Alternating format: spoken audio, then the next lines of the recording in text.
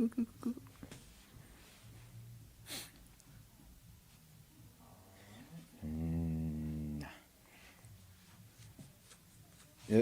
So you're gonna get a notification like right You now. guys are live. Should I tag people? You're live. Join the Oh, we're call? live now. Okay, we're live. Hey. Oh, there you go. All Got the right. notification. Let me share it. Real Okay, that's quickly. good to know that you got the Turn- notification. How do I share it? I don't know.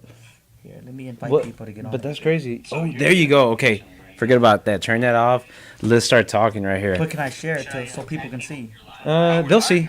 They'll get the notification.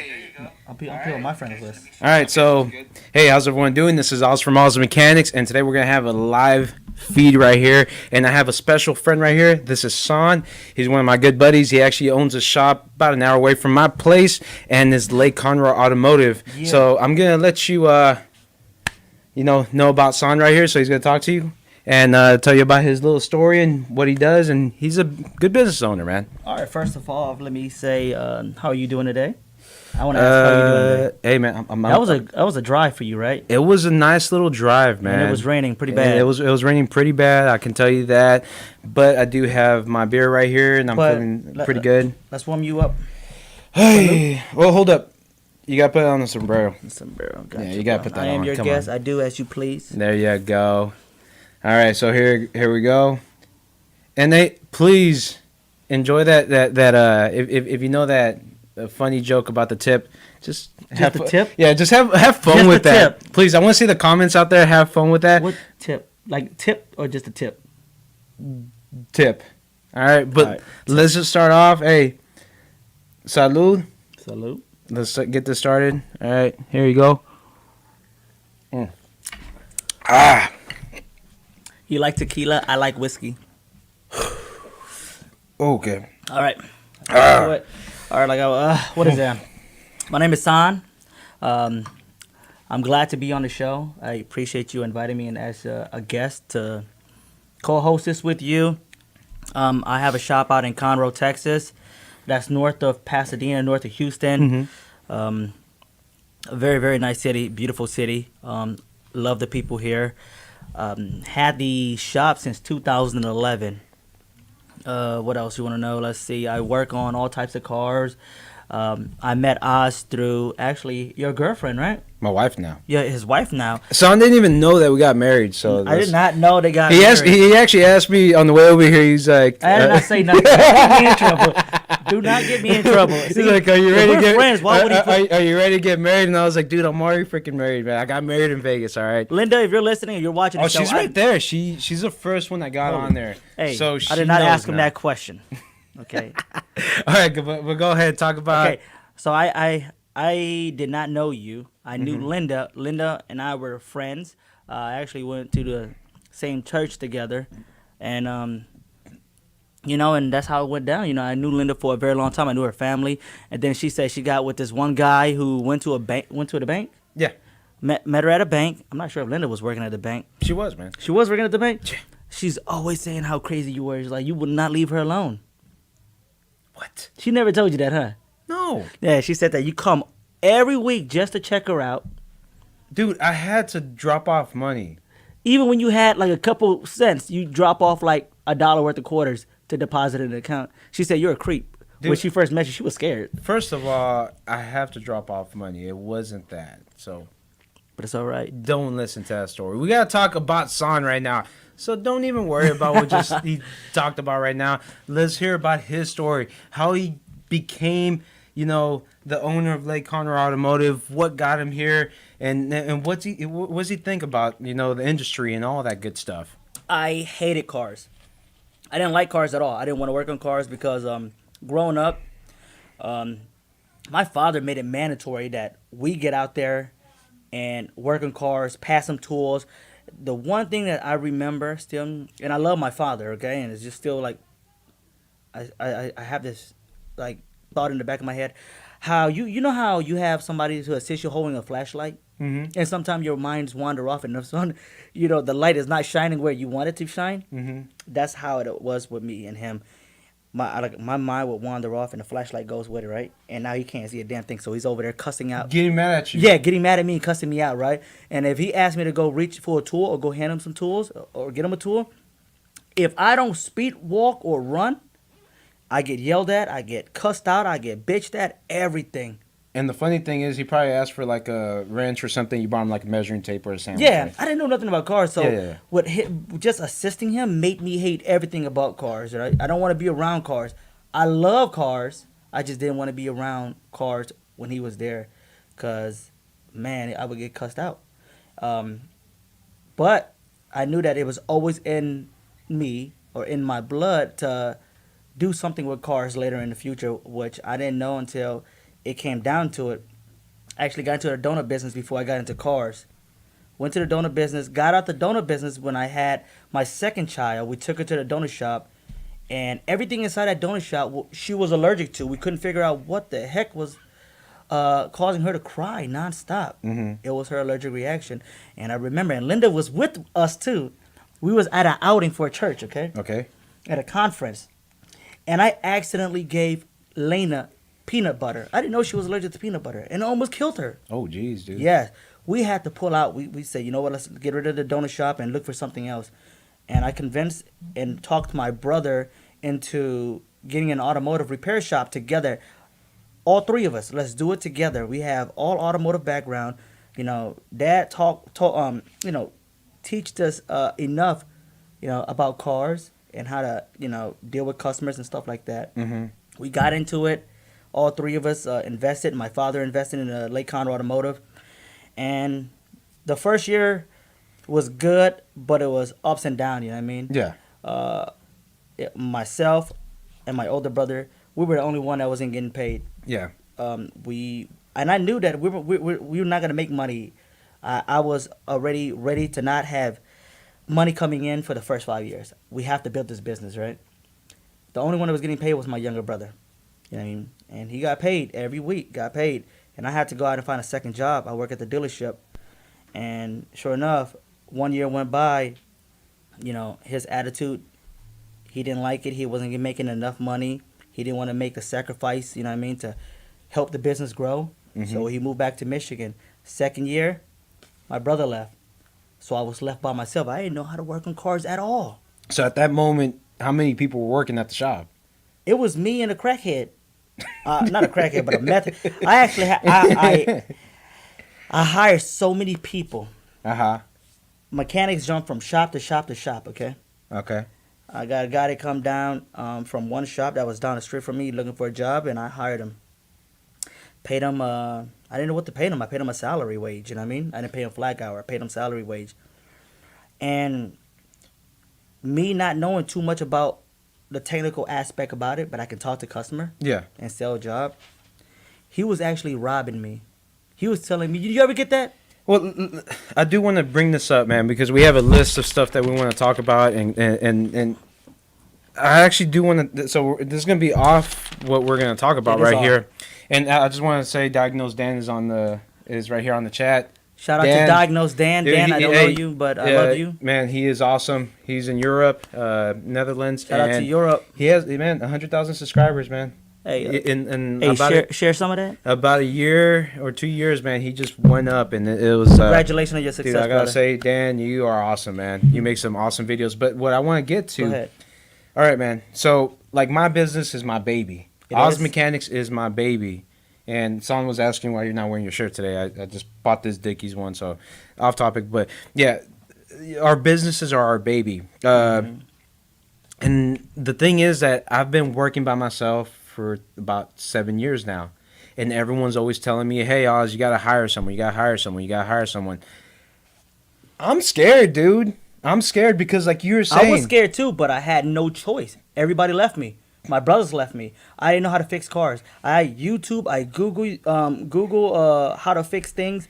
I call my mentors up, the people that I used to work with in Michigan, and I'm telling you, this guy is amazing. He can diagnose, read a wire diagram, pinpoint everything over the phone. And after I got to know you, I used to call you up too, remember? Yeah. I used to call you up too and ask for, hey, man, can you help me troubleshoot this issue real quick? So I didn't know nothing about cars. I had to hire somebody. Because if I didn't hire nobody, I would have had to close my doors. But the trust, man. The thing is, my issue right now is trying to hire someone. I'm scared that they're gonna rob me. That they're gonna, dude. I built this. Like for me, this Oz Mechanics was like it is my baby. You know, it came out the womb. This and that. I'm taking care of it. I'm raising it. I know. And I feel like when I hire Did you have any investor no, when you open up? no. See, I had. Dude, I came in blinded. No, blind, like I didn't know what I was doing. But when you I had started my skills. shop. You were knowledgeable in vehicles and tech diagnostics. To an extent. Okay. To an extent, I was, but I did mess up a pretty good amount in the beginning. But now, I took it real serious, and that's when I started going to these events. I was doing Vision, I was doing Super Saturday. I met all these awesome people on YouTube, and it was a life-changing event, and it really made me take this industry a lot more serious. And because I remember when I first made my first YouTube videos, man, I'm not gonna lie, a lot of people didn't like me in the automotive community because they thought it was like DIY kind of stuff, and they just didn't see me as a real mechanic, and that was like a challenge. So if anyone knows How I Met Your Mother, challenge accepted. That's what I wanted to do. So I would study day in, day out. Sometimes I bug a lot of people just to get some answers. I'll call them, Keith DeFazio, that kind of stuff, man. I would just bug them just to get more knowledge from them. I just wanted to soak it up, man. But going back to the question on how can you trust someone, especially on your business, man? How's that leap to do that? Because I still haven't hired anyone yet. I'm still kind of scared. So just like what you just said about you wanted to soak in all these information. You went to Vision, you went to Super Saturday, right? Yeah. Same thing. I mean, you're trying to better yourself by, prove these people wrong, right? You're trying to educate yourself on things that you don't know, right? Yeah.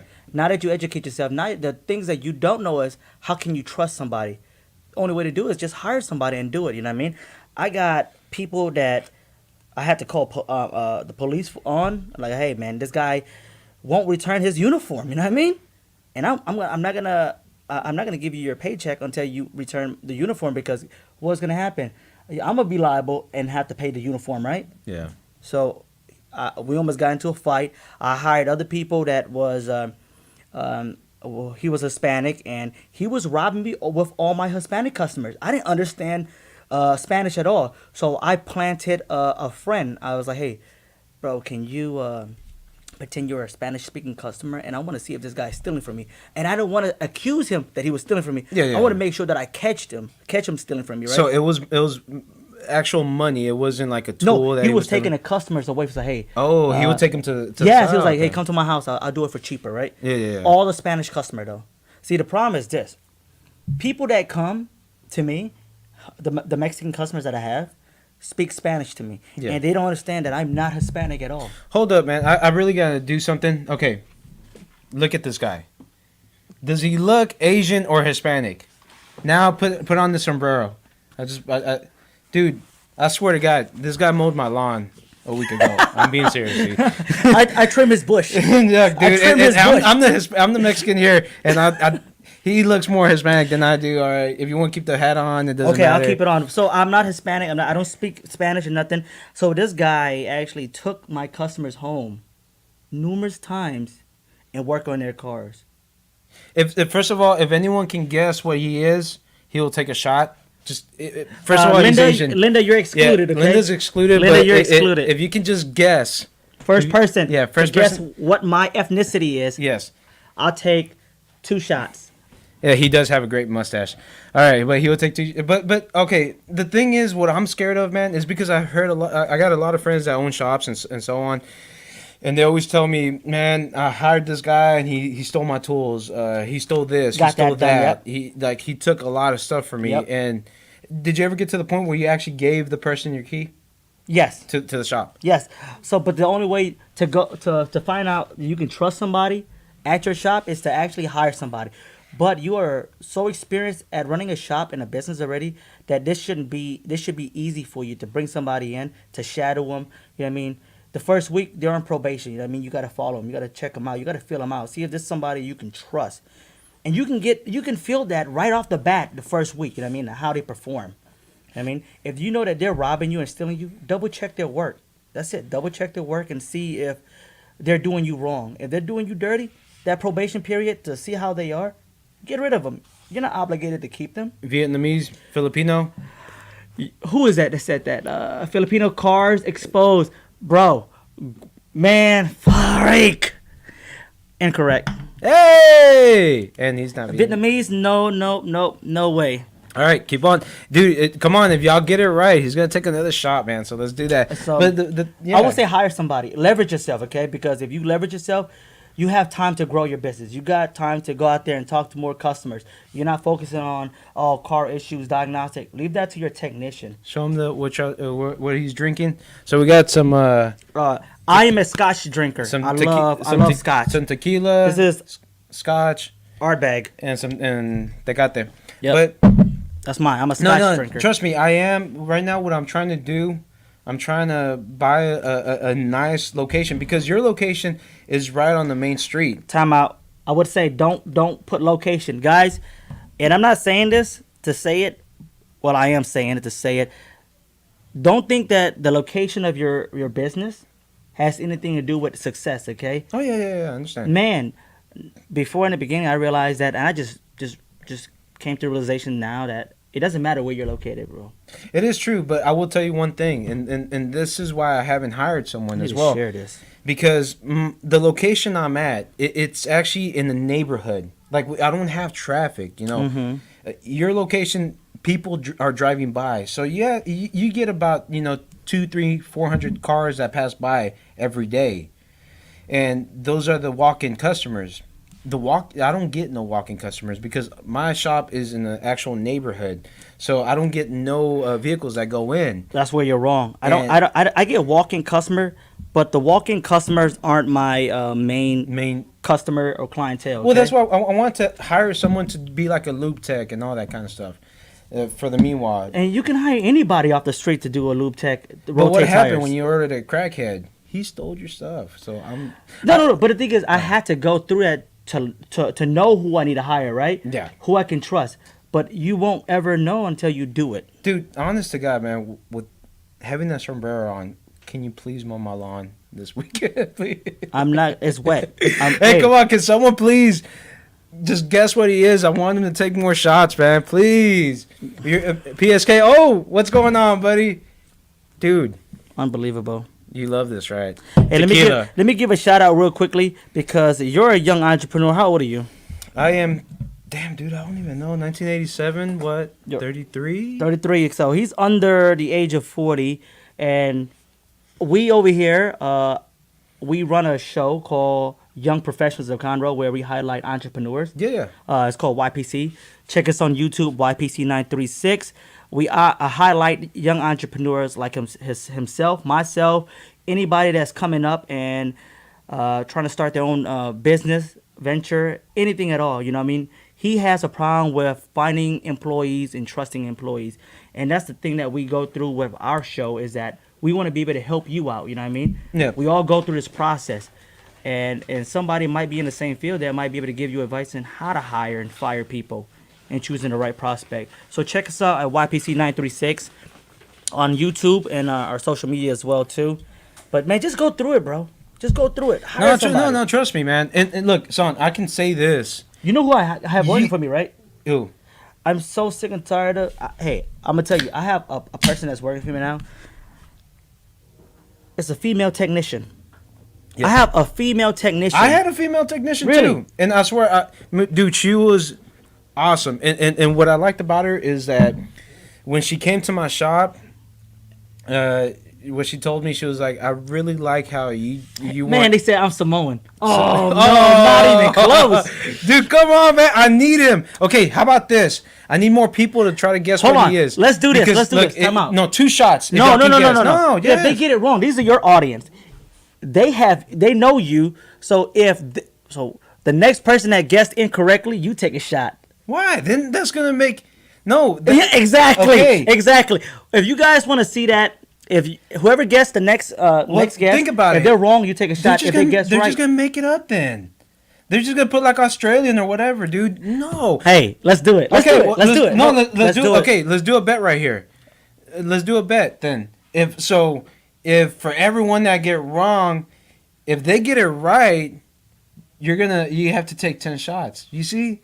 No, but if you take 10 shots, only then we're one done. person. Only Yes, one I do person. like to drink, but yeah, that's too Malaysian. Take a shot. What? Bro, come on, take a shot. Dude, I like beer. Okay, no, come on. Okay, we're not gonna make it full. Okay, we just Okay, not full. yeah, let's do it. Malaysian, thank you. He likes to drink. They Canadian. see, Canadian, Ooh, close, European. close. My wife's Canadian. Here you go. Oh, that's 2 shot. You see, I have to pick Linda up. Yo, Sweden. Oh, European. That's Keep what I'm on saying, coming, look. American. They wanted you to drink. Let's do it. Dude. American. I am American, yes. In Swedish. Hold on. What else? Chinese. There you go. Dude, please get this right, man. Oh, this is gonna be fun, guys. All right, that's my tip. I tell you now, I enjoy being on the show, you guys. This is a lot of fun. You got a great following, subscribers. We're also gonna do the Wheel of Death. He didn't tell you about that. Oh, dude, this is awesome. Put it on the screen. So we're just going to show the Wheel of Death. And let's go over it real quickly though. The Yes. Wheel of Death. Look, we're going to put it on the screen, man. This is Was it awesome. every what? Hey, dude, really, anyone in the Houston area talk about this place right here? Come on, promote this place because... Okay, right now we're in Conroe. This is my hometown, Conroe. We're at Lone Star Community Radio. They're actually giving us access to do this live podcast. Big shout out to Lone Star Community Radio. They're doing so many great things in our community. So many podcasts are being filmed here. So many great radio station. Conroe's coming up. Lotion? Lotion, yes. Oh! Lotion? Yes! Oh, no. Yeah! Time. I thought you said lotion. Oh! I thought- Lotion. No, not Laotian. No, Oh, no. damn it! No, lotion. I thought you were talking about lotion. My bad, I couldn't read. Okay, anyway, check this out. So we're doing a Wheel of Death. I don't know how often we're going to spin it, but on the Wheel of Death, we have habanero pepper. Is it on the screen? I gotta see, is it on the screen? We gotta make sure that everyone's seeing what we have on there because we're gonna... You know what, man? Has it been 30 minutes? I'm not even sure. Okay, We got clam juice. there's a Wheel of Death right there. We got clam juice. So you know what? Because I already did...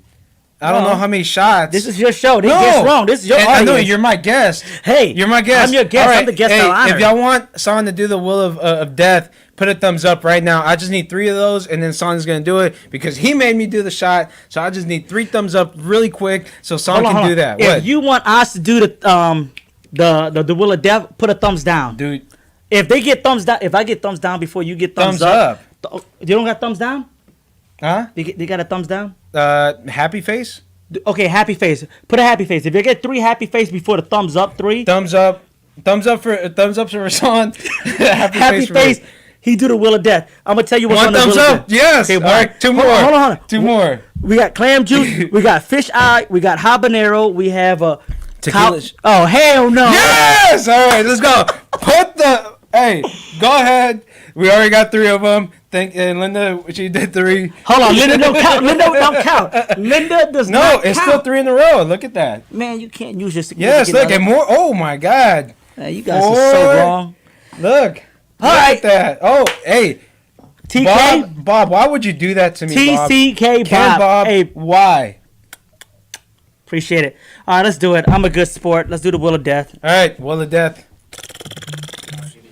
Here it goes, man. We're about to put it up right here. Clam juice, a shot. And Fish eye, give cow tongue. big ups to Dick right behind us. Yeah, shout out to He's- Dick, Yeah, Lone Star Community Radio. yeah. Follow him. He's doing all this good stuff right here.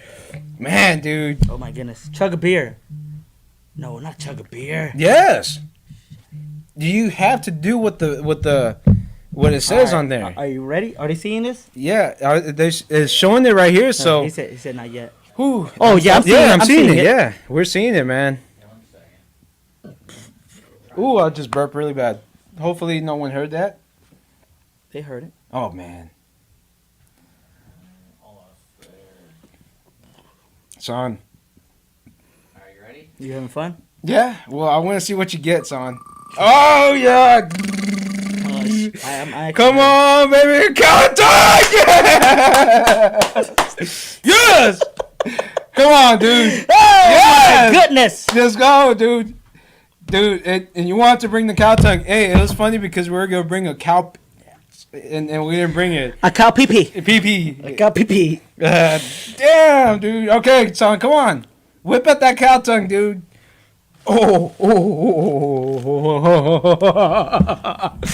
Dude. He has an epic stash right here. All right, come on, man. This is so big. This is huge, man. Come on, son. Okay, let me get. I don't know how. Hold that for me. How are you gonna? I need to wash it down with Dude, some scotch. How are you? Oh, I'll wash it down. dude, it's like this freaking.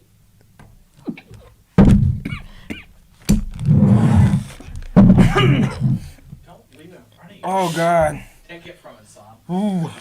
He's gonna throw up. Yeah, don't, please. Oh, You're man. making it so much worse than it is already. Come on, for real. Dude, I want you to take a nice little bite, dude, and I'm gonna let the subscribers out there that you are actually biting this damn freaking cow tongue, dude. I don't know if I could do it. No, yes, you can. You put it on there. I didn't want to do it. You brought it up. Even when I told Linda on the phone, it's like, son is crazy. And I was like, dude, Linda, please pray for me. I said, just do drinks. Pray for Why me, are you Linda. going to put a cow tongue on there? Ah, yeah, it smells. Can the camera see it? Can you walk up to the camera and let them see it? Oh, well, Watch your hold beard. up. I can zoom in. Look, Zoom hold in. up. Oh, don't touch it with your hand! Oh my goodness! Ah! Dude, it's going in your mouth. I'm just grabbing it with my hand. I don't even want to do it anymore. Yeah, you can. Look, That is disgusting. Look. Oh. yeah. Go, son. Dude, I gotta clean my. You wanted to do it, so I don't Is know. it cooked? You better lick that. Oh God. That reminds me of you know, have you ever seen your birth being given? That's the stuff that comes out. Oh my goodness! Why do we do this? Can we? I am not gonna do this anymore. Son, you're gonna bite it, dude. The people, and he's not Japanese. Does he look Japanese, dude? Take a shot. Nope. Take a shot. You got it Okay, wrong. go ahead. Go eat that cow. No, I better. I'm gonna see that. I gotta verify. Go, dude. You wanted it so bad. Shut up. Shut up. Shut up. Go eat it. Don't talk. Do not talk. Put it on the Do camera. not talk. Like right now, I got tears coming down my eye. Go. Just do it, man. Ah, son, eat that. Here, people want to see. Come on. Go ahead. Just do it. Dude, just do it. Go. Just take a bite. A good bite, dude. No. Eat that. There. Put it away. Eat that. Eat it. Eat it. No.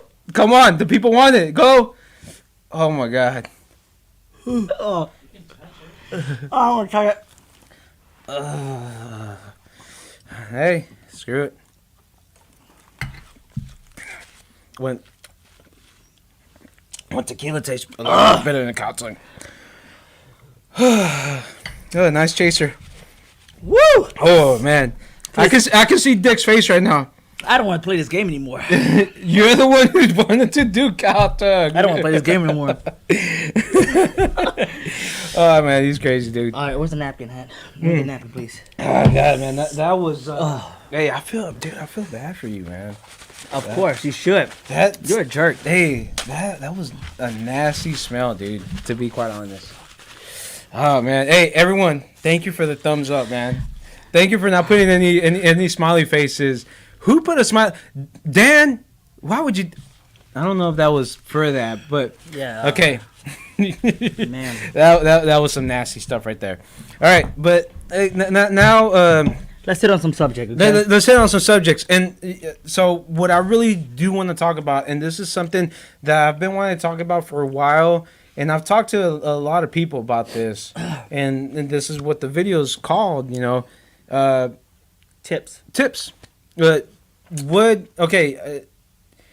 Would you ever tip your mechanic? Why would you tip them, and why wouldn't you tip them? Okay. I want y'all, if the subscribers out there, to Play along? chime in. Yeah, chime in. is this something that that y'all like? Is it something that y'all would, because most of the subscribers out there, they're all mechanics out there. Would you be happy if someone tipped you, or how do you feel if someone tipped you? Let me let Son talk about it, and then after that, I'll give you my 2 cents about it. Okay. So, what do you think? So, should mechanics get tipped? What do you believe about that? What's going through your head whenever I talk about tipping the mechanic?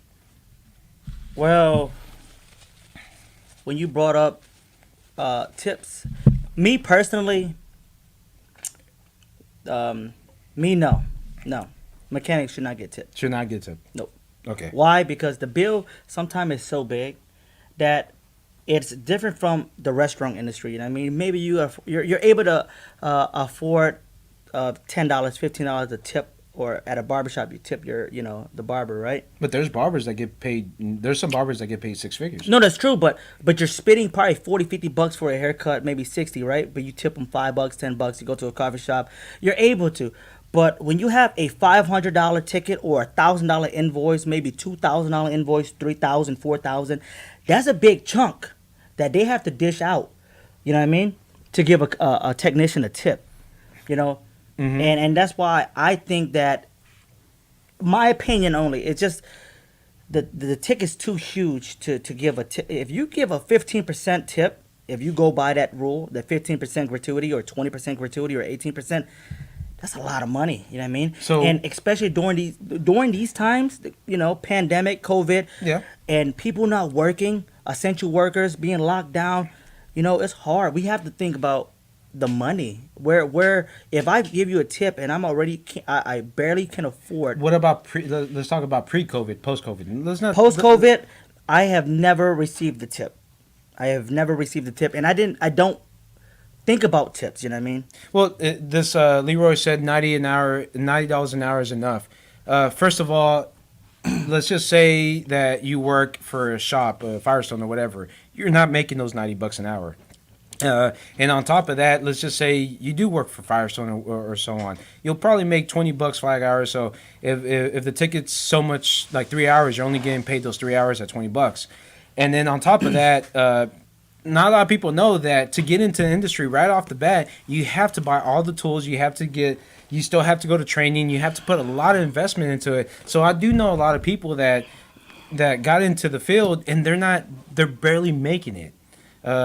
And then on top of that, for like a shop owner myself, I'm not trying to say, hey, everyone tip me, but I'm just saying for a shop owner myself, I have to pay for the lights, the insurance, all the services that we have, Identifix, Pro Demand, all that good stuff, all the tools. Yeah. If I'm not saying that we have to buy Snap-on tools, but any tools that we buy, we have to invest in that. All the subscriptions, it's a pretty expensive thing. And I just feel like when someone tips you, it doesn't have to be an actual like dollar amount of tip. If they bring you a beer, a 6-pack or something like that, hey, thanks for working on my car. You know what? Okay. Here's a taco. Okay. Or here's a review Okay. too. Even for me, a review as well, that's considered a tip because it's helping you out. Okay, so I thought monetary.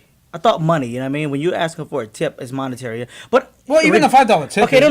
But, even like, hey man, thanks for helping out. Yeah. Regardless, I when you get a tip, you get a tip. If you get a tip, is it required? I don't think it's required. No, it's not required for no one. For a customer, have I ever tipped anybody at an automotive shop? No, I haven't, because it's not instilled in us. You know what I mean? Like where you go to a restaurant, you see that gratuity. If you choose to give this gratuity, this is how much you pay, right? Mm-hmm. So I believe that if you start doing that at an automotive shop, sooner or later it'll become normal. You know what I mean? Like, oh man, I guess they did a great job, and I'm a loyal customer. I'll tip. You know what I mean? But is it necessary to tip in the automotive industry? No. Overhead, I think that's your responsibility, because now you're thinking.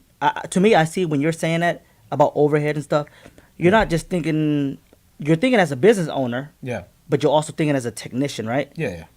If a technician want a tip, I think the business owner should give a technician a tip, which be a bonus. Yeah. Be a bonus. You know what I mean? But now let's put it in my.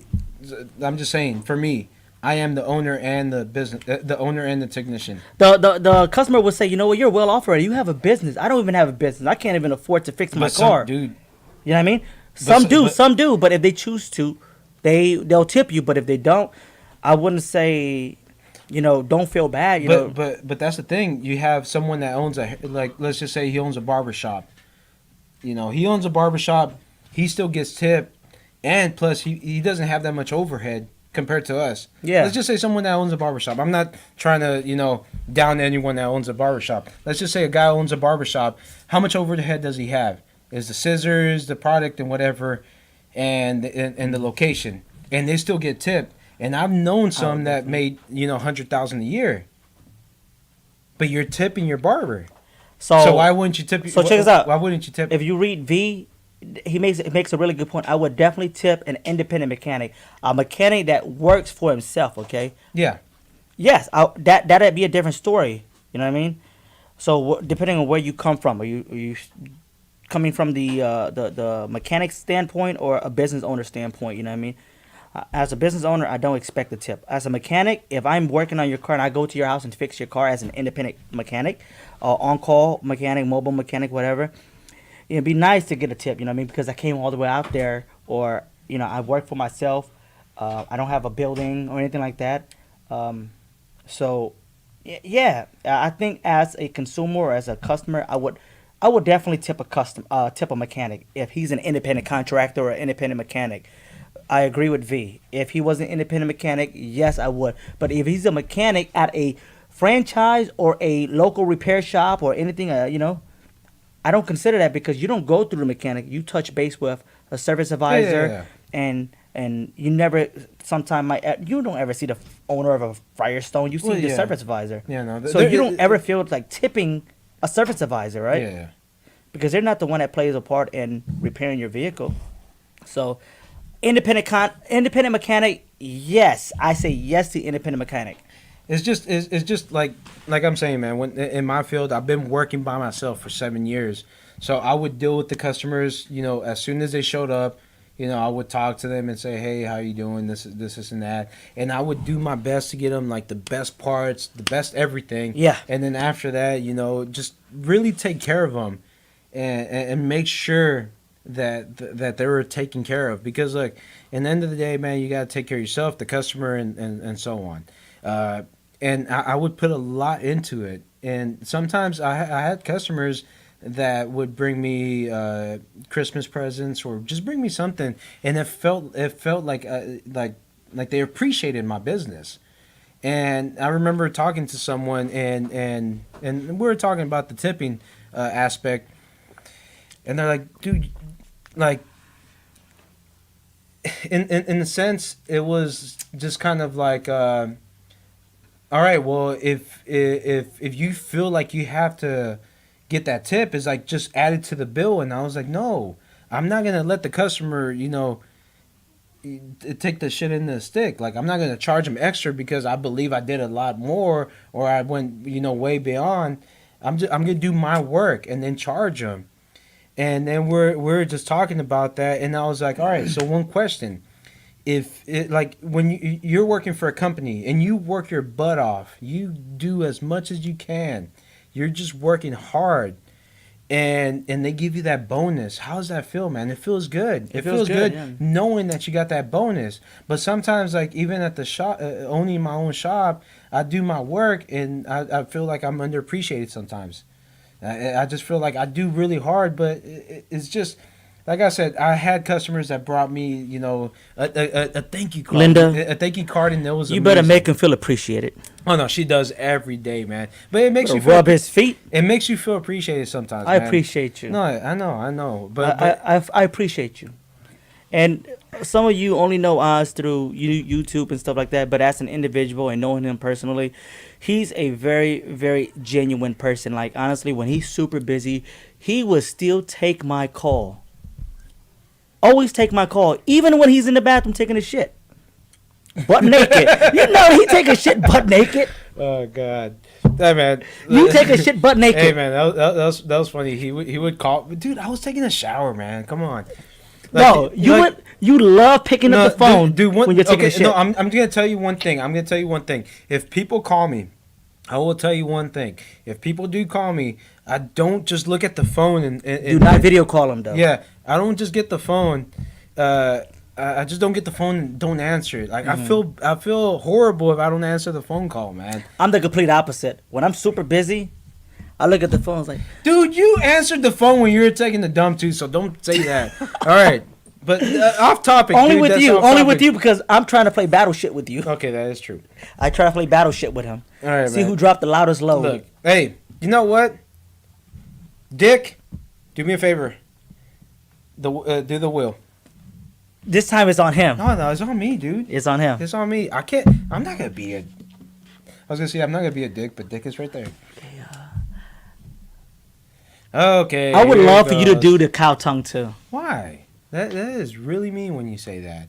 And Oh, tequila shot! Yes! Stop. The gods are on my This side. shit is rigged. No, it's not.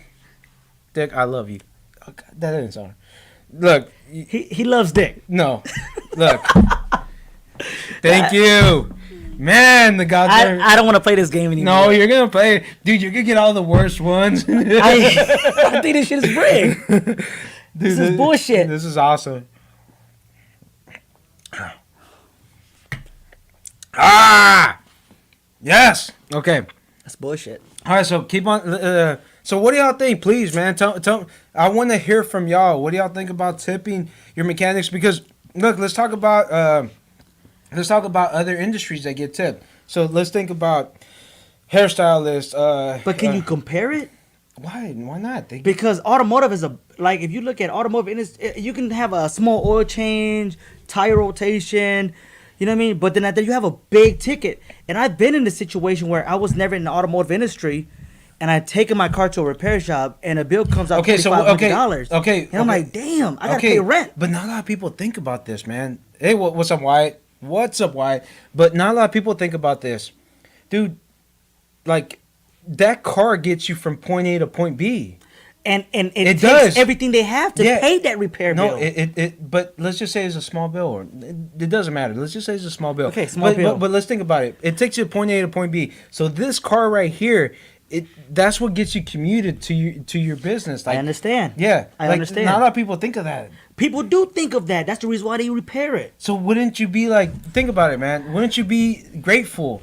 Yes. To have your car back. No, Like, I would let's say you're- as a customer, you're if I was a customer and I'm on the other side, I appreciate that I brought my car to an honest repair shop, that an honest mechanic actually fixed it, and not only fixed it for a little while, patch it up, whatever. You know, you can patch it up, but he really fixed it, and it's gonna last me a while. And he Would you be like, thank you, dude? Thank you for helping me out. No, Hey, man, my thank you- here's a 6-pack, or here's $5. my just to thank help you out. is my customer loyalty, and that goes into customer loyalty, right? Yeah. That's how you get customer loyalty. People that keep on coming back over and over and over, and they talk about you, advertise you, they tell Well, your family and that's friends, that's what I was saying. and that's the tip. Would that be a tip? Yes, that's what I was saying. Tip. Yes. Just a tip. So yes, if you consider that a tip, Yes, and that's what I brought up. promoting everything. Yes. Because But do y'all feel appreciated when just little small stuff, man? Little small stuff. I had these customers. They came from Utah. They came to my shop. shout out to Utah. Yeah, man, and they were just amazing, man. As soon as they met me, we just clicked, and they would always bring stuff, and just they made me feel good. And when they left, they had to actually leave, I think, to Colorado or something, and they brought me some pictures. It was like a Model T engine. Okay, so that's gift. I think that's gift, not tip. And the thank you, but no, it was a thank you kind. Like it was like the bonus I was talking about. They just made you feel appreciated. See, when you say the word tip, I'm thinking like, you know what I mean? You bam, tip me, you know what I mean? That's like more like a gift. More that I appreciate you. I'm not tipping you, I appreciate you. Here's a gift from me to you, you know what I mean? That's a gift. I don't expect a gift, but when you do receive the gift, man, it makes you feel so great that you're doing something right? Yeah. And You know what was my gift? When he freaking ate the cow tongue. That was my gift right there. never again. That made my day right there. Never again. How many of you guys out there have had cow tongue and enjoy cow tongue. Not in a taco, but just like that right there. All right there, VA guy. It's hard to find an honest mechanic. It is. I agree. It is very hard to Dude. find an honest mechanic. And man, we had this conversation before, man. Like, to get an honest mechanic, You have to go through it. You got to go through the process. What's going on, man? Like, does the mechanic just give up? No.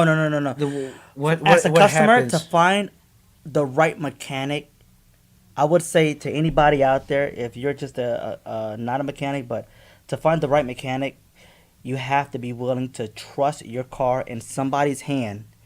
And if you get it back and you felt like they did a great job, take it back to them. You know what I mean? I did look, and Linda said right here, mechanics unfortunately have a bad name. I understand the concept and wanted to appreciate. But look, I always tell my customers, because they come to my shop and they had bad experiences from other shops. I know. And I always tell them this. I was like, look, dude, look at my reviews, watch my YouTube videos, shop around. When I tell people to go to a mechanic shop, it's treat it like you're going to a doctor or a dentist or whatever. Do your research first, because That's true. I want to make sure, To like, a certain extent. yeah, if I'm gonna get a heart transplant, I want to make sure I get the best doctor, the right doctor. Yes. You know, you don't want to go, okay, I'm getting this because it's the cheapest thing. I want to make sure I'm getting it because it's the right thing. You know, Yeah. And that's what sometimes, you know, they charge a little bit more because they use dealer parts. Or Yeah. They do this and that. To a certain extent, okay?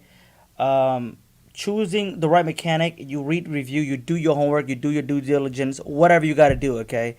But at the same time, you have to be able to feel it in your gut when you go there and talk to the individual that you're talking to, or the front person at the I've had desk. that before when the You know what I mean? customer came by. Because and they're- not all the reviews that's on there Are real. Are real. Yeah. You know, how many of you guys out there that's tuning in agree with what I'm saying? You think that, because I know personally that the reviews on Google or on their Facebook not as authentic as it seems to be. You know what I mean? It was funny because one of my customers come to my shop, and I have a 5-star review with like 60 reviews, and they're like, "Are they all?" They came to my shop and asking me, "Are they real?" It's true. It's kind of funny. But look, when Joe was talking about too many parts cans out there, that is true out there, man. And like I said, that's what makes automotive really hard, because you get bad experiences from other shops, man.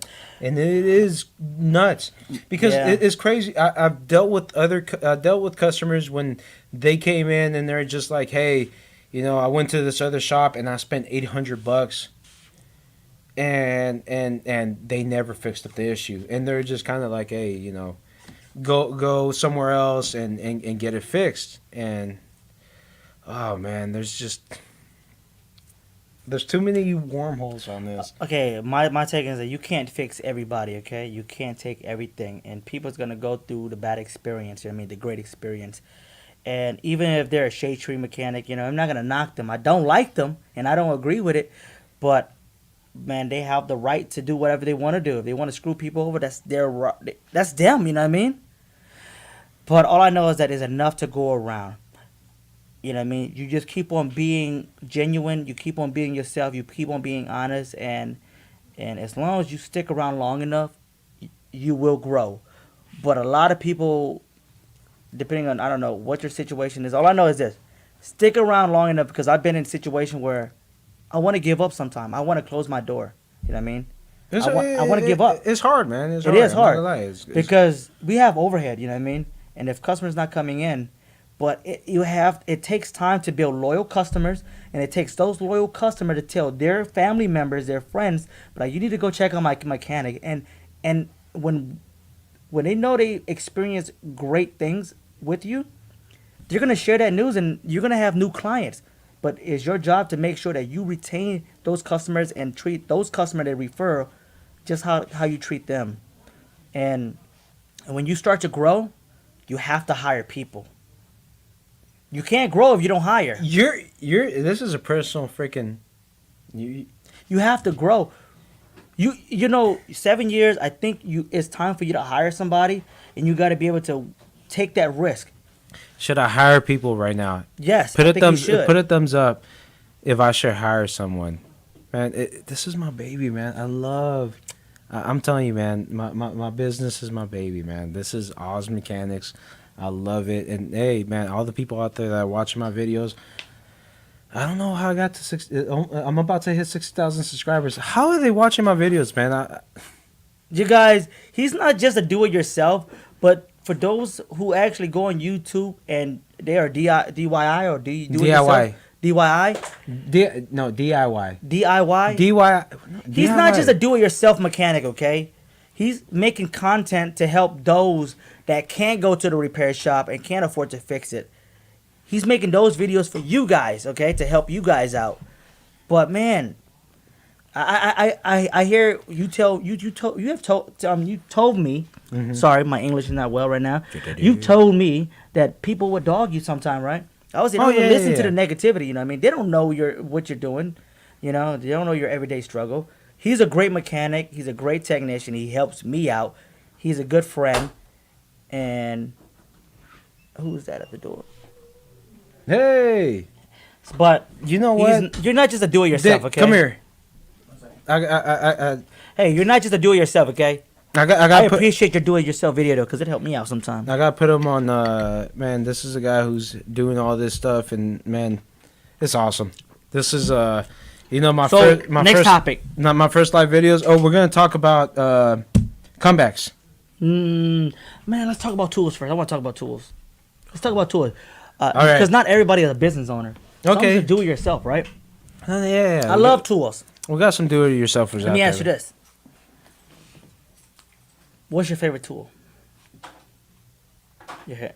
No, Tool. my brain. Okay, your brain. Okay. No, your favorite tool, physically, like your tangible. Tangible tool. Dude, it's kind of weird, but it's a test light. I don't know why. Okay, mine is a light. I can never have enough light. No, I do have. Hey, I have a lot of headlights, and those are awesome, dude. But anyone out there, how many bays do you have in your shop? I have 2 bays at my shop. He has 2 bays. It's a small shop, but no, I do have a lot of headlights. That's one thing I do have. My favorite light, my favorite tool is a flashlight. I can never have. They come out. The damn tool truck always come, and they show you these new lights they have. You know what I mean? So how many tow trucks come to your place? I have Cornwell Matco Snap-on Gear Wrench. Guess how many tool trucks come to my place? How many? 0, mother fudger. Because guess what? I look for them. They don't come for me. Because you know what? I would be broke if they came to my shop. I've learned. It took me many years to know that these tool trucks, and nothing against them, okay? But all you guys, They gotta make money, dude. They gotta make money, and I don't knock them. But all you upcoming technician, all the mechanic that's upcoming, me personally, and just my opinion, I don't care about the brand name tools at all no more. Okay, I don't care anymore. I can use a Home Depot Husky tool. I can use Harbor Freight Pittsburgh tool. I love those tools. Easy accessible. I can go to Harbor Freight if I break an extension or a socket and get another one same day, just like that, right? Dude, you know I made a video on what was it? It was changing the oil sensor. I made an oil sensor video, and I talked about using the ratchet from Harbor Freight, and I got so much mess. Hey, let me get a beer. You want a beer? Hey, let me get a beer. Hey, Dick, you want a beer? Yeah, he want a beer. Get a beer. So, guys, what is your favorite tool?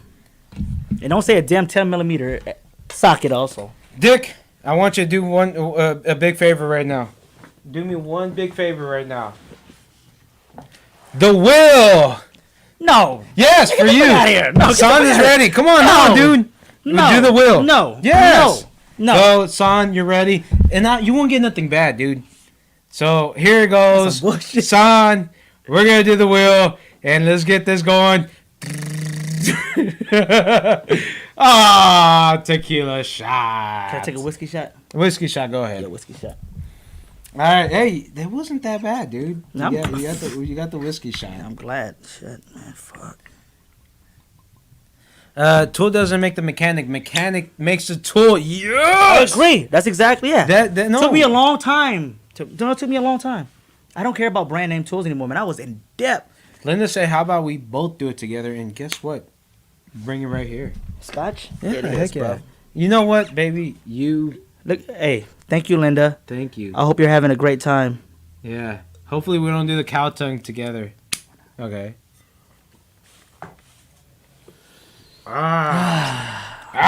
Dude. That's like it tastes like leather. He said air compressor. Okay, Wyatt.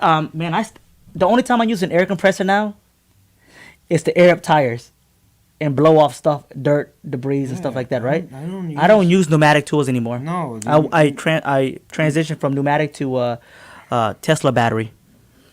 Oh yeah. No, Man, I don't it use tastes Tesla like battery. leather, No, but dude. everything I have now is either Milwaukee and Milwaukee, mainly in Milwaukee. Power tools. Hey, let me see. Where's the? Where's You the don't like this at all? Where's the shot glasses? Hold on, you don't like this? Where's the shot glasses? Oh God. Hey, how many of you guys Dick, like? come here, please. How many of you guys like Scotch, and how many of you guys like whiskey? Oh God. Tequila. Here, bring me two. Look. Oh, so y'all don't think I'm just going nuts? Oh no. All right, this is Dick right here.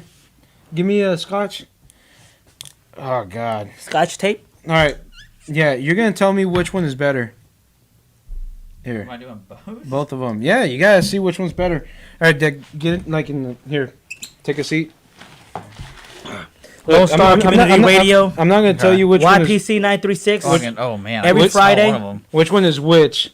So one's scotch, one's tequila. Yeah, just tell me which one tastes like crap. Well, this is tequila right here. Yeah, just take it. Don't even smell it. Oh God. My wife's gonna be really happy with me All today. right, how's that taste? Shout out Not to bad. Dick's wife. All right, now taste the other one. Get the hair comes up. Woo! I see goosebumps. I see goosebumps. There you go. Don't smell it.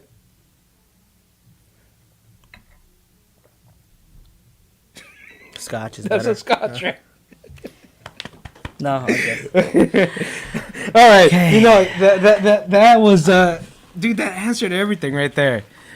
Neither only Heineken or Coors Light. Oh, I'm a beer guy. I used to drink Coors Light. I like beer. I like whiskey. I like beer. My favorite beer right now is Crawford. Is there a Uber Eats where we can order beer? I can phone a friend to see if they can Phone deliver. a friend, please. Phone a friend right now. All right, let me take my shot first. I know, but phone a friend after this Scotch. because I need more. See, the reason why I like Scotch is I like the love the oak and the smokiness. Dude, that smells bad. Dick, what did it taste like? Please tell me. Yell it out loud. It didn't taste good. No, but It did what not flavor taste did good. it have? Like, to be quite honest, it had like a I don't know leather boots kind of taste to it. You a cooch. I don't, dude. It had a what would you how would you describe it? You's a cooch. It was very smoky. I know, but I love Yeah, it was smoky. smoky. like burnt leather. That's what it tastes like. I'm a dude. phone a friend. And Phone a friend, I'm actually phoning my wife. dude. Let's see. She's gonna be lying. She's gonna cuss me out. I know. Just be like, hey, this is a dire need right here. Like, we need some beer. And you have to let her know. Hopefully, she answers. I would call Linda, but she's like Hey, babe. 1,000 miles away. Cleo, where's your mommy at? Put it on speaker so people can hear What? what's going on. Oh, she's cooking. I don't want to say that out loud. Well, they can hear it, so Did just she to hear let you me? know. Yeah. I mean, my you can my, hear my everything. daughter like she's I thought she said cooking, but she's actually pooping. Oh! Oh, baby. Let me talk to your mommy. Okay, she's not pooping. Babe, how was the Christmas party?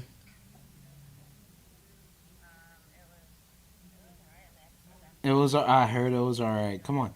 Okay, hey, babe, can you do us a favor? Big favor. Big favor. Big. If she said no, then I don't know. Can you do... I just want more beer. He ran out of beer. He drank 6-pack himself. Can you, honey? And Dick is thirsty right now. Yeah, and Dick is thirsty, the producer. So can you give us a 12-pack, babe? Please. Of what? Tecate? Tecate. Or Crawford if you want Crawford. No, I can drink Tecate. I'm not Okay, gonna mix do it. Tecate. Tecate. Tecate. Tecate Light. And this show is not Yes, sponsored by it's a can. Tecate. The radio station. Yes. All right, love you. Bye. All right, now that we talked about tools and you, No, we did not talk about tools. I'm your telling you. obsession with tools. I love tools. I can never. Okay, can you guys relate? And I'm not sure if it's just my memory loss, but I swear I end up replacing I buy tools that I can't find. Do you do that? And all of a sudden, you know, as soon as you buy it, you find your tools. And what do you do with the old tools that you found? Who's calling? Hello. Oh, come on, we're on live, dude. I'm live right now on the Yeah, radio. What's they up? can't be answering. No trabajo. What? Watch out for slamming stuff on the table Okay. with the mic. Got you. I'm not sure, but let me call you back Okay. as soon as the radio's over. No, okay. Bye-bye. Let's just. Sorry about that, guys. Okay, let's end off with tools, tools, and please tell me. Okay. The thing is, when you're talking about tools, is I love tools, and it doesn't like he said, like that one person said. He said the mechanic make the tools don't make the yeah, mechanic, no, right? it's true. Yeah, but the thing is, if you graduated from that school, you know, can I say the name? Say it. UTI. Yeah. If you graduated from UTI, you graduated from any community college, any college that you took automotive schooling to. You know what I mean? And you know they give you a voucher for a particular brand name tools. If you guys are gonna be in the technical world, a mechanic, a technician, be smart, okay? Don't just be a mechanic, but be very smart. The tool doesn't make you, okay? And like he said, I agree with that. It doesn't make you. Don't be in depth, okay? If you already in depth in school, do not be in tool depth, okay? Don't be in depth with tools. Go out there and buy the things that you can afford to buy.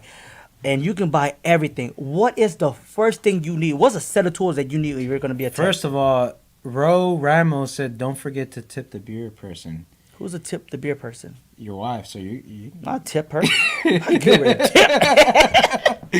All right, but go. Get rid of- No, wait, okay, I didn't say okay, that. No. Hey, she'll All kill right, me. okay, I hope she don't watch that. I hope she don't watch that. Going back to, do you know what sucks, man? When you're in school, the thing is that the Snap-on rep comes over there. I know. And they tell you, hey, you know, we're gonna give you the school special, Yep. and we're gonna give you 30-40% off, Yep. and then they sell you this whole toolbox with all these tools for like 20 grand.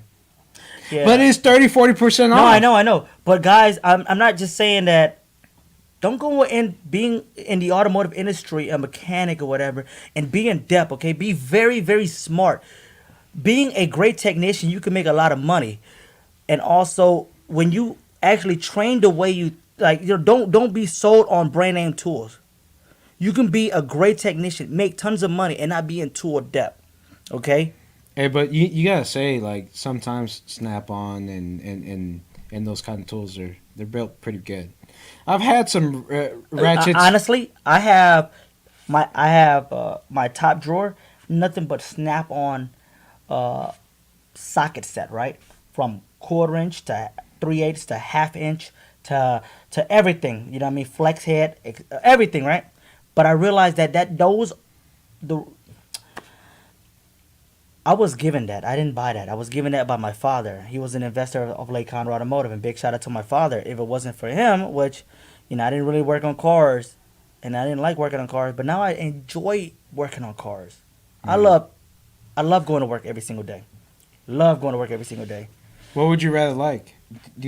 Would you rather work on the car or do jiu-jitsu? Why are we talking about jiu-jitsu? We're not even, this is Oz Mechanic, man. Dude, I always try to get him into training. And he's like, I gotta do jiu-jitsu. I was like, come on, man. Yeah, you know damn well he just likes touching men and all that. No, don't say Yeah. that. No. Yeah. You use a touch man all Come the on, time. man. Okay? Dude, I always try to get him into training. He's like, No, nah, see, the thing is I gotta this. do jiu-jitsu. Yeah. And I gotta grab his ass and crap and shit. No, Come on. no. So I do jujitsu, and you used to practice jujitsu at one Yeah, time, but right? I At was one point? scared because I didn't want to mess up my knee because. So in the same way, like I was afraid to like getting hurt, and if I get hurt, you know what I mean, this is my bread and butter, my fingers, my hands, my legs, and everything, right? But at the same time, you know what I mean, people go to the gym, work out all the time, and this is my stress reliever. I practice Brazilian Jiu-Jitsu. Shout out to Carson Gracie. This is where I train in Conroe. but it's a stress reliever. You know what I mean? I have another long stress day. reliever.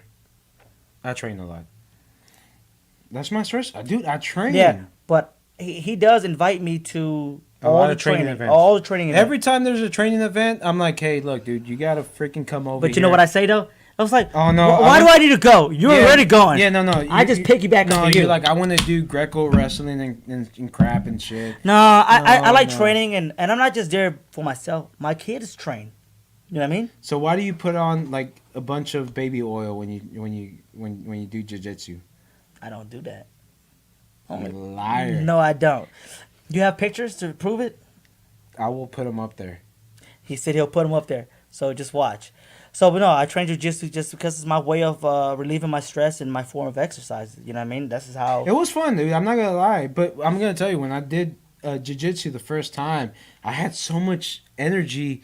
I wouldn't fall asleep till like you freaking 3-4 in the morning. You got Linda right there. Yeah, but like, I was like, I Linda, wanted to wrestle. did he give you some of that energy? Dude, it was nuts, man, when I did jiu-jitsu. I love jiu-jitsu. I'm sorry, but that's my thing. You know what I mean? I But love practicing. Let's jiu-jitsu. go to. Let's go to. Yeah, no. No, Everyone needs an outlet. Yeah, no, but he is true. VO, The only one thing is the advice I can give the mechanics, man, that's coming up, who's graduating from school, guys. Please be smart.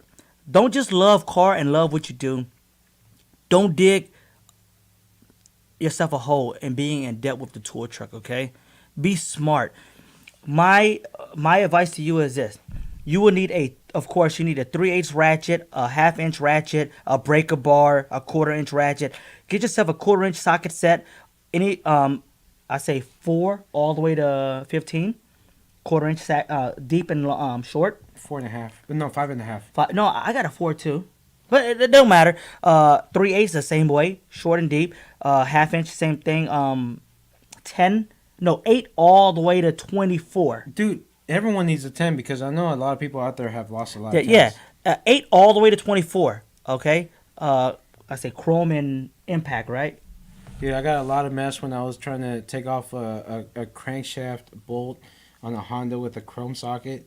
Yeah, don't do that. Yeah, Do not do yeah. that. And the Milwaukee does a job, but you know what?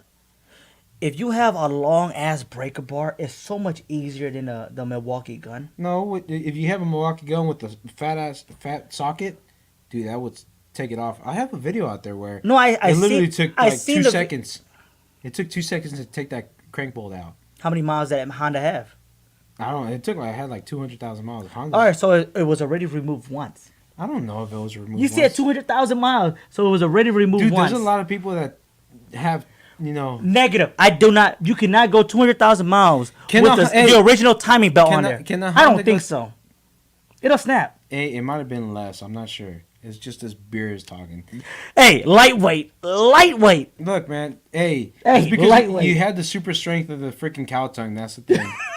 Okay, we give you some. Let me give you some of that. Heck no. Only if I get that. Nope. Put that He down. said beer time. No. If you guys want to see Oz eat a cow tongue, please 3 thumbs up right now, please. Three thumbs No, up. the only way I can eat it is if it's in the wheel. That's the only way. Where? On the wheel. On the wheel. Yeah, No. but we gotta do it every 30 No, minutes. no. Please. He was like, hey, the only reason why you have this much energy is because you ate the cow tongue. I'm trying to give you the same energy I I'm have. energized right now. No. Everyone can see that. Okay, but hey, But look, we gotta cow go. tongue, 3 thumbs Hey, up. we gotta go to comebacks. But you know what? I have to take a little small break. We're gonna talk about comebacks real quick. But you talk about some stuff. I'm gonna talk about tools. I'm Go gonna talk ahead, about. talk about tools I'm gonna talk about tools, and I'm gonna talk about being in debt. Okay, go. Guys, do not be in debt with tool trucks. Okay, I can't stress that enough. I want you guys to make a great living being a mechanic.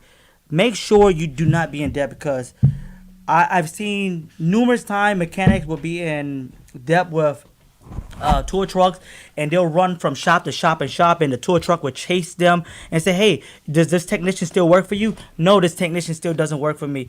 He no longer works for me. And it's hard for the tool truck to find them because if you look at it, they're trying to run a business too, and if they're trying to chase you and collect debt, it's not good for them, okay?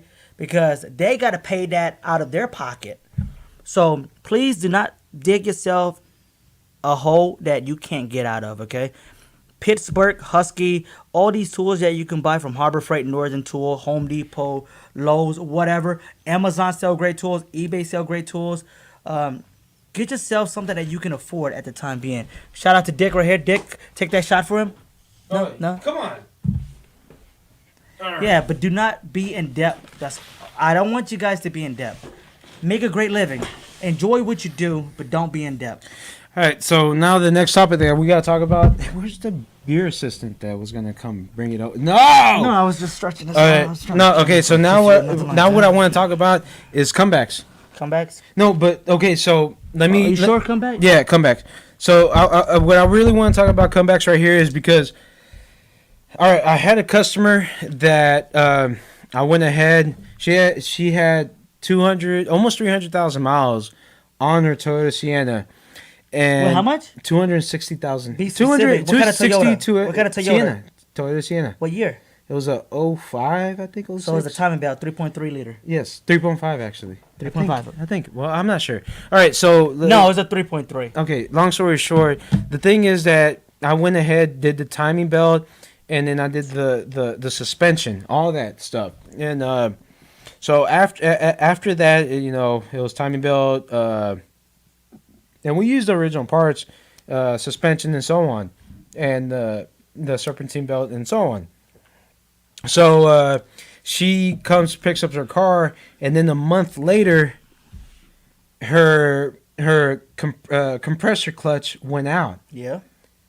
Like she calls me and she's just worried. She's like, and she's probably like 30, 40 minutes away, and she's like, Oz, there's a loud noise coming out from the engine compartment. What is going on? And I didn't know what to do. I wasn't there. I couldn't answer that. I didn't know what to say. She's like, can I drive it? What should I do? And she's freaking out. And I was like, look. How did she describe it besides that? Did you make her feel like, give her some type of peace of mind? Say, Yeah, no, I just kind of, I was telling her, I was like, look, where's this coming from in that location? I said, well, it can be this, and that. And she's like, well, are you sure that you didn't touch that part? And I said, I wouldn't know because I'm not looking at it. And she kept on just pushing and pushing and pushing. And she's like, are you sure you didn't touch that? Like, the funny thing is that the car wasn't doing that. And then after that, you know, is acting up. But it's a month later. So I just told her, get it over here as soon as you can, and we'll look at it. So she got a total to my shop. And then the clutch on the compressor actually fell off. And the funny thing is, you look at it wasn't locked up or nothing. Well, huh? I did tell her, I was like, where the area that you're talking about, you know, we already did the timing belt, and I made sure that everything was A-OK, and everything was good. I said there can be two little things. Hey, what's up, Jim? And Jim, the car guy, right there. So I told her it can be two things. I said it can be your alternator or your compressor, your idler. So it can be those three things. If it's making the noise where you're saying is at. And then she brought it over, and I noticed it was the compressor. And she's like, she told me, are you sure that you did not touch that? And I said, no, the only thing I touched was the serpentine belt and the actual timing belt. Explain to me, just okay. I want you guys to let's do a little customer relationship interaction, whatever. Okay, are you sure you didn't touch it? Explain to me how you explain it to her. No, I just told her. I said I'm the customer. Yeah, I told her the components that I touched, and you're like making eye contact. I said the components that I touched were not close to that, and then she was just like, but please, are you sure? And the thing is, man, wait, please, are you sure? Yeah, but man, the way I felt, and I'm gonna tell you how I felt, is just like I went. How did you actually show her that you didn't touch it? Because I brought her over. Okay. That's the main thing. So I told her, hey, come to the shop and I'll show you where the issue was at. And I showed her the actual clutch, and you can see the buildup of rust. And when you showed her what was her reaction and what was her response? She felt a lot better. Yep. The thing is, when you're transparent with the customers and you show them the issues, they feel like, okay, this guy's not, trying to rape them or anything yeah, like that. try to screw him over, and that's what I had to do, man. That's my way to back him up. And like what? That's the okay, difference between honest mechanic and mechanic that really aren't out there. That's not really honest. You know what I mean? That gives honest mechanic like yourself and myself bad names. So okay, now the subscribers out there, what would you do in that situation, man? Because I've talked to other friends that have automotive shops, and they would tell me, at that point, whenever a customer would come up to them and they're just rowdy and so on, they would just give up and they would just fix it up for free because You just got to be able to explain and give your customer a peace of mind. You know what I mean? Because if you can explain it correctly and educate them, because that's the thing. They come to you because they don't know how to fix it themselves. They don't know how things work on their cars. And it's up to you to take the time out to educate them on how things work and what you did when they brought their car to you. You know what I mean? You fixed something that had nothing to do with the things you fixed, right? But you have to take the time out if you really care about your customer, and that differentiate yourself from other mechanic shops or repair shop. Is how you act. You know what I mean? How you respond to the situation. So what would you do in this situation? Let's just say you get this situation right here, and this has happened to a friend. I'm going to tell you Okay, what. go ahead. I'm going to tell you his situation. So he had a vehicle that had a check engine light. So he repaired the check engine light. Time and- out. well- You can't say repair the check engine light. What's the check engine light for? I forgot what it was, but he repaired. And I'm going to tell you how. Hold on. Beer delivery. Okay, we got the beer delivery. So they.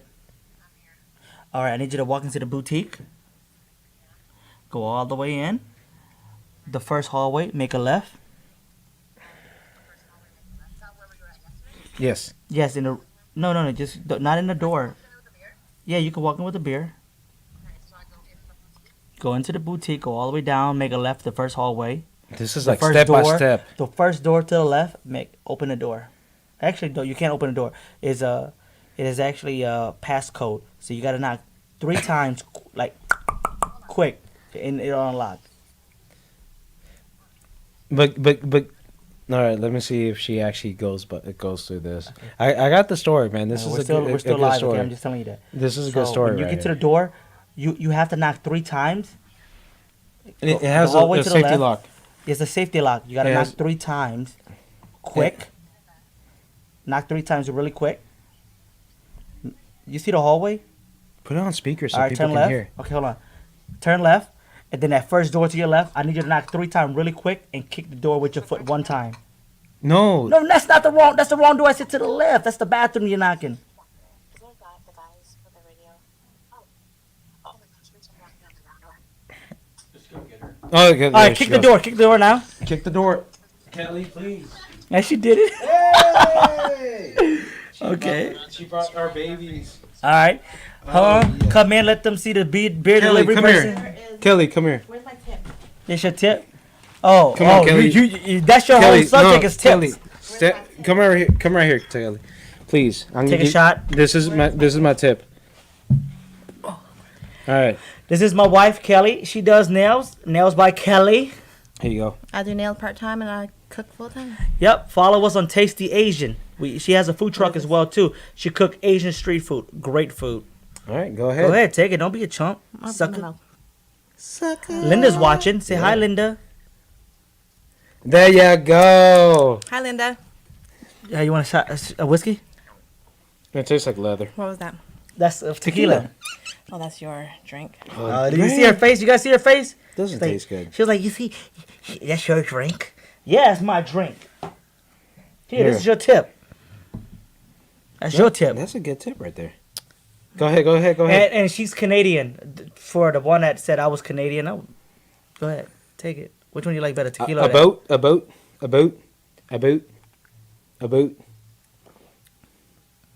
Which one's better? That one. This one. All right, all right. You can leave now. Later, baby. Thank you, Kelly. Love you. You were amazing. Woohoo! Have fun with them. All right. So going back to it. Thank you. Hey, Now open let's this door. drink. Give Dick one. Huh? I'll be done soon. Yeah, in about like 5 hours. All right. Dick, do you want another one? Hell yeah, he said. Oh no, yes, he does. That was a hell. Hey, man. can we do a Stone Cold Steve? No, we can't do that.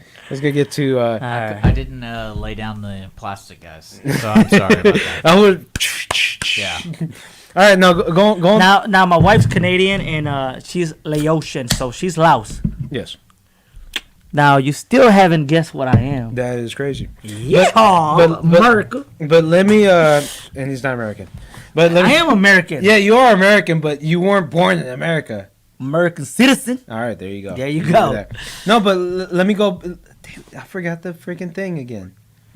What? He said, "Hell no, I do my own auto work, yard work, and construction, and my own cooking." Oh yeah. Ooh, what do you cook? But All right, go ahead. okay, but I was gonna talk about the comebacks.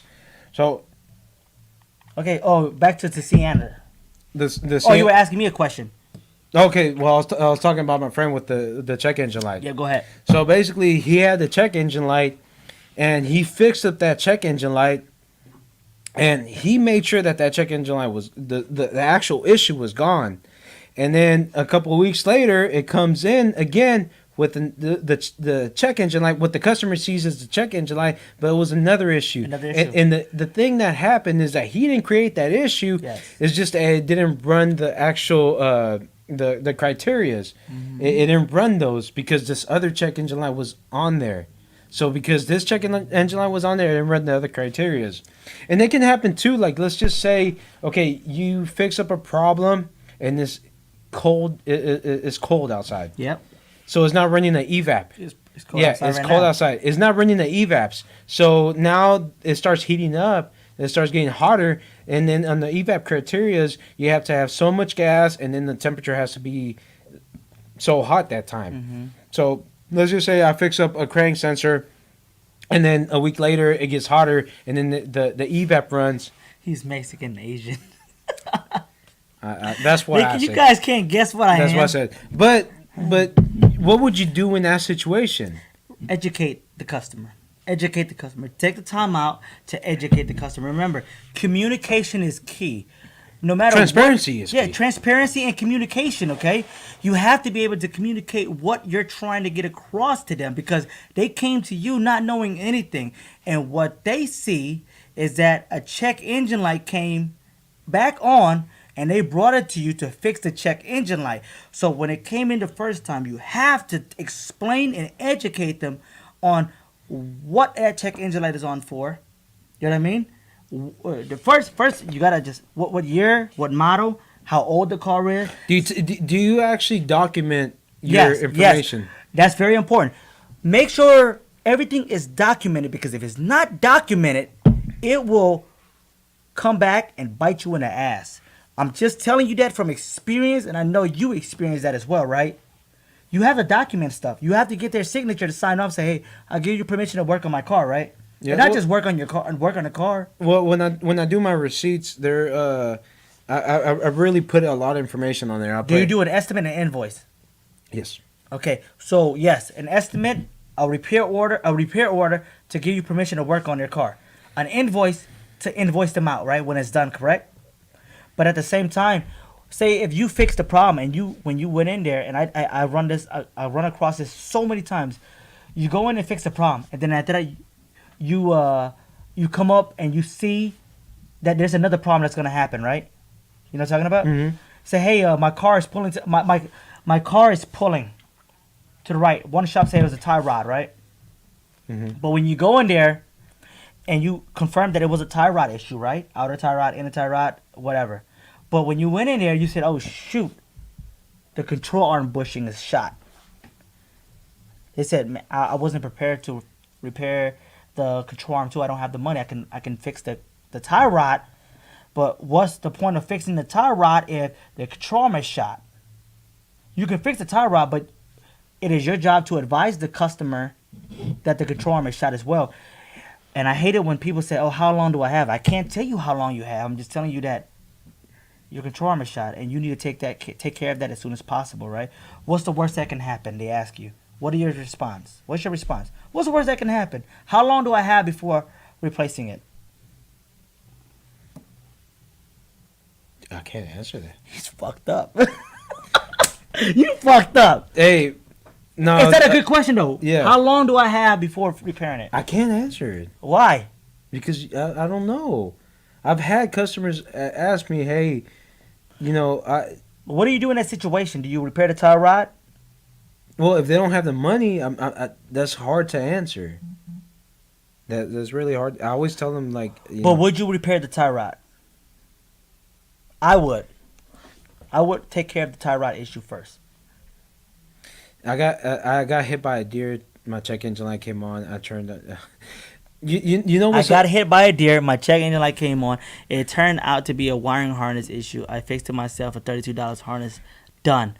you know what's a Shout out to JP Kennedy. You know what's a funny joke with like us automotive industry people talk about is like we'll always say like Absolute document everything. yeah we always talk about like we make fun of the comebacks. We're like, oh, as soon as you fixed up my car, my lights went out, or as soon as you did my brakes, my daughter got pregnant. No, they love to do that because they want something for free, okay? And if you let your customer get the best of you to an unexperienced technician who is just coming up, they're gonna repair it, right? Because they want the customer to be happy. You think that customer is always right, right? Yeah. It's gonna come to a point in your life that you know what? Like, hey man, I'm not gonna put up with this shit. I'm not that stupid. I fixed this problem. This problem, I knew you were gonna come with this, and that's the reason why I go back to documenting. If you document everything, it don't bite you in the ass. It don't bite you in the ass. You know what I mean? So make sure you guys go out there and document everything. But I always look. I try to explain to customers, man. Like, okay, at that moment when she told me, "Hey, how did my compressor clutch mess up?" It was funny because she told me that she was old as hell. She told me that it was old and it had a lot of miles, but she was like, "But how is it that after a month later it messed up?" And I did tell her a story. I said, "Look, it was a family friend of ours. They bought a car from an uncle. They brought it to my shop, and I just did service. I just did spark plugs, belts and all that. I was trying to get it ready, and I fixed all that up, and That's yours. and I got it ready, and they came to my shop that night, and they picked it up. And when they came to pick it up, guess what? The car didn't start. And I fixed everything up, like the spark plugs, wire, like the whole thing, and it wouldn't turn on. What kind of vehicle? It was a Cadillac. Cadillac what? I think it was a CTS. What year? Forgot, man. It was like a 2001 or something I'm gonna like tell that. you something. I hate Cadillac. But you know what's I hate funny? Cadillacs. Like it came in driving, and I just did the spark plugs and this and that. And when they, I was so excited. I was like, "Hey, your car's ready. Come pick it up." Did the coolant change? Did the oil change? How long ago were you? Was this in the beginning of the mechanic era for you, as mechanic, or It was like maybe 2 years into it. 2 years in it? So and I was like, "Hey, you're ready to come pick it up? Let's get it going." She comes like at 7:30 o'clock at night, and I was like, "All right, it's good to go. Here's the keys." She's goes inside, tries to crank it, and guess what? So you asshole. Nothing. It just wouldn't turn on, and she looks at me and she's like, "What's going on?" Hold on. Let's get some audience interaction. Give them a symptom. She go and start the car. It cranks. But doesn't start. Doesn't start. Okay? Give them some more clues. See if they can diagnose it. Well, no, it just No, try. let's let them play along. Let's see if they can diagnose It was just trying to. You would try to crank it. Crank, no start. Yeah, crank no start. It would just turn over and nothing happened. But you know how some vehicles, a lot of the vehicles, because of our experience, they have very similar issue, right? Yeah, So, it's a CTS Cadillac 3.6. I forgot what it Or was. V8. No, it was a transaxle one, but I forgot. I think it was a V8. I'm not sure, man. Okay, crank no start. CTS. What's a common issue? Crank no start. What's your answer? No, well, you're never gonna know until you diagnose it. No, I know that, but what's a common issue? Because I think the newer CTS are rear wheel drive, but this one was This is the old one. On yeah. that particular one, what's the common issue? Man, I don't know. I can never answer it fix off it? the phone. Did you Yeah, I fix it? fixed it. What was it? It was so on this it was actually a V8, so it wasn't the 3.6, it was the V8 one, and it has the bank of coils. And one Oh my goodness! It has that North Star motor. yeah, so it was one bank of coils. It can't be a CTS then, bro. I forgot what it was. It has to man. be an STS or something, I forgot. or what it was. DTS or DHS. I forgot a VHS. Who cares? But it was DVD. VVD. So it was like it was a bank of coils that Yeah. went out, and the good thing is that she knows us. So whenever I told her, she was like, all right, you know, and I didn't charge her labor. I didn't charge her no diagnosis. It was just, man, but it sucked at that moment because but the question is, well, how is it that I just messed up right there? But what you have to answer, and this is the thing, what you gotta tell them is like, dude, the thing is that parts just mess up out of nowhere. It's just a coincidence it messed up at the shop. Yeah. It sucks when it happens at that moment. Yeah. What's up, homie Hector? Dude, Hector. Yes. Hey, man. hold on. It said I did an oil change and got blamed for a bad turn signal flasher. Jim, the car guy, why'd you mess the customer flasher up? Why? Why'd you do that? Dude, Damn you, Jim. I hanged out with Jim. He's a dude. Awesome. Where's he guy. at? In Houston? No, he's in New York. Really? Yeah.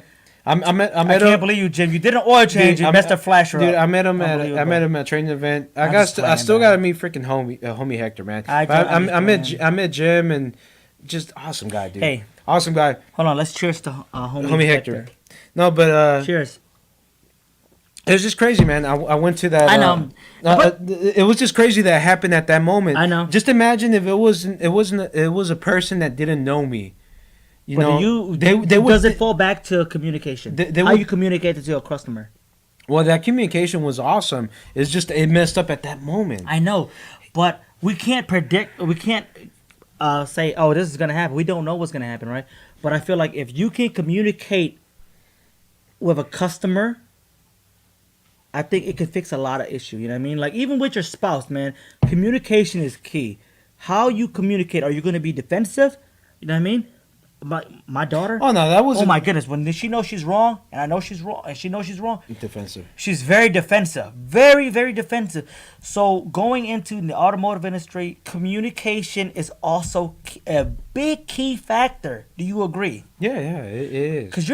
Because you're dealing with customer, and not just customer. You're dealing with their car, and their car probably is their livelihood, right?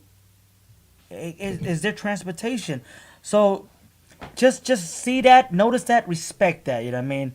I hate when I take my car, when I used to take my cars out to a repair shop, and I hate that, oh, you need to fix this and this and this and this and this, right? I was like, I know what's wrong with my car. I just don't have the tools or whatever that I need to do it. Can you fix this? And this was just last week when he said that. Yep, just last week. Just last week. But yeah, communication is key. And I feel like you are a very great communicator, you know what I mean? And you got a great communication you got a great customer base. Let's hit on you want to talk about COVID? How you man. been convicted? Convicted. No.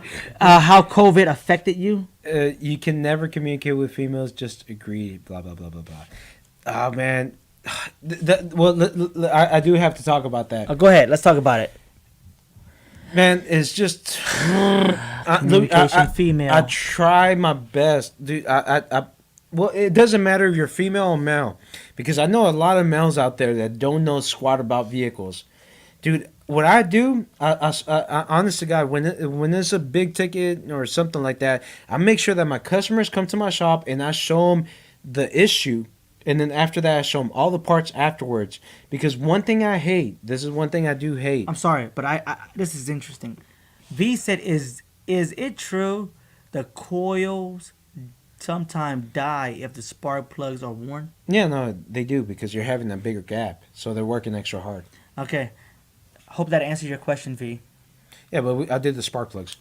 No, I know, but I'm just saying that Oh, yeah. he was just asking Yeah, a no, question. but going back to it, there's a lot of people that don't know too much about automotive, and I like to try. I love to educate them. One thing that I really do hate is whenever they go to a shop, or like is a customer that comes from another shop. I have to disagree with that. but there's what? JP Kennedy said you can never communicate with females. Like if you're talking about customers, you can't communicate that with customers. No, that's what I'm talking about. But he said you can never. Yeah, no, you can. You can. Like I was saying, there's even males out there that don't know squat about automotive, so you have to communicate with them. But going back to it is just Is it easier to deal with female or male for you? I don't see a difference. To be quite honest, There is a difference. once I show them the actual issue, it doesn't matter. I can talk to a freaking dog. You show them the problem. So you're telling me you're a dog whisperer? Yes, I am a dog whisperer. I am gonna have a channel on dog whispering too. But no, like you show them the actual problem. That's the main thing. You show them, hey, this is the problem. So when I do a diagnosis, a customer brings his vehicle. This is how I start off. Great topic. I go PP. Go ahead. Diagnosis, but let's hit on diagnosis next. No, so yeah, we got a diagnosis. So when the customer brings his vehicle straight to my shop, Dick, here, one more, just one more beer, here. All right, I'm so a villain host. yeah, so when the customer brings his vehicle, the first thing I do, we talk about it. Okay, this is what we're gonna be working on. So this is what we're gonna hit. And then after that, I want to show them the actual problem. So if it's using my oscilloscope or showing them the issue, I send them pictures and just let them know because I want the customer to be interacted to the problem. Like I said, and I was touching bases on this, is that I don't like when the customer comes from another shop and I'm like, okay, so what did they do? Oh, they gave me a $500 ticket and I don't know what happened. They just show me the bill and that's it. I don't like that. So, I feel when you spend so much money, you got to know what you're paying for. And I like showing them that kind of stuff. So let's just say like a customer leaves my shop and he says, okay, well we did this and that, and you can see the tangible thing. And I just feel when you pay top dollar, you got to see what you're getting. Well, I wanted to. I'm definitely a person who has no idea about cars. Well, like zero ideas. Yeah, most of my customers they don't have. And the thing that I will tell, I learned very fast. My father told me this, where you keep paperwork all the time. Like he literally gave me like when I got my first car, he gave me a folder. He goes, put everything you ever do with this car in this folder. Yeah. That way, when you go to a shop, you can show them the past, 6 months, year, 2 years of work. That way, if they have questions, and also you can use it to compare, like if they're trying to tell you to replace something, and it's like, oh, I replaced that 6 months ago. Well, no, it's important. Kind of it's stuff. important to know that too, man. To know what happened beforehand. So I want to ask you guys, as mechanics and shop owners, usually it's standard to provide paperwork. Of course. So when I come and get something done, I'm like, hey, can I get an itemized list of everything? Oh yeah. And is that standard, or is It that is standard because you have a labor part and you have you a can part. sit down and then I'll. Yeah, Well, one thing that I don't like is that I get receipts from other customers from other shops, and all it shows $500 bill, and it just says replace this, but Yeah. it doesn't itemize anything. Well, yeah, that's the question I constantly had was. Well, I always went to one shop, and then when I started, I didn't have the warranty and all that. Can kind you of say stuff. the name? Well, I went Helpin Ford in Houston is where Is I that purchased like- my Oh, car. Helpman Ford. Yeah, No, that's so you Sugar drive a Land Ford. area.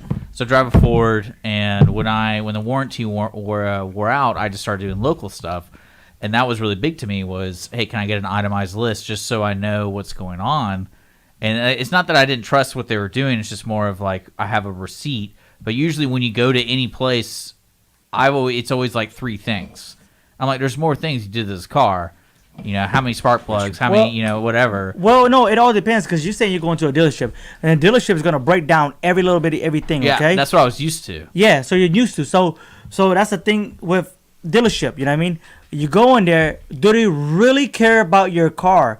They don't see you as an individual. Oh no, I was on a conveyor belt. I totally knew. Yeah, that. you're on a conveyor belt. I You're totally- not unique. You know what I mean? You're not unique at all. Totally knew that, and I enjoyed that actually, to be honest, because it was something that I could just drop my car off and leave, and then come back and trust it. Yeah. But I have never really run into a problem with my car until it hit 120,000 miles, And And some vehicles are like that, you know what I mean? Yeah, oh Like, yeah, and I knew there's a timetable on every car. I can only I can say that with BMW because that's exactly what I drive, and I have customers and they drive BMWs, and as soon as their warranty up, they're known for oil leaks at 70, 80,000 miles. You got to replace the valve cover. Sometimes it's $4,000, sometimes it's $6,000, but not they're made to wear out after warranties expired. You know what I mean?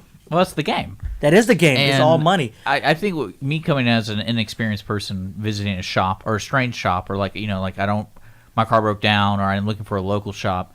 What would you say as an owner? How do you portray to those newcomers? Hey, this is a safe space. That's for you to determine to the repair shop. I always- I know, but I always recommend the actual the person coming into the shop. Hey, interview the mechanic. But the only thing that sucks about that is that someone, let's just say a shop, they can just pull something out of their butt and say nonsense. Interview first and foremost, check out the reviews. Make sure. But not all reviews are true. I know. though. Ask friends and family. Yes. Go interview them. Referral from family, referral. friends are great. Okay. Yeah, referrals. It's just you. Yeah, it's referral hard, from man. friends and family are great. Okay, Dick, tell me your biggest concern, man. Your biggest concern, like whenever you go to a shop. Hold on. Answer his question first. How can he come into an independent shop, coming from a dealership, to give him a peace of mind? How can he trust you to repair his car? What I was telling him is just make him feel right at home. Give him all the information. Let him know what's going on. Not just, hey, leave your car here, pick it up, but some customers like that. And that's the sad thing. Some customers, they just drop off the car and they're like, dude, I don't care, whatever. Just charge me and I'm just going to leave it there and pick it up. Yeah. But I don't care if you're like that. I want to show you every little small thing, man. But sometimes, like you said, customers don't have time. I feel that the customers, regardless how much they're spending, they have to know that, man. Yeah. That is their baby. So you gotta understand, one thing that we have our money, cell phone, and cars. That's something that we always have to have every day. So why wouldn't you want to know about your car?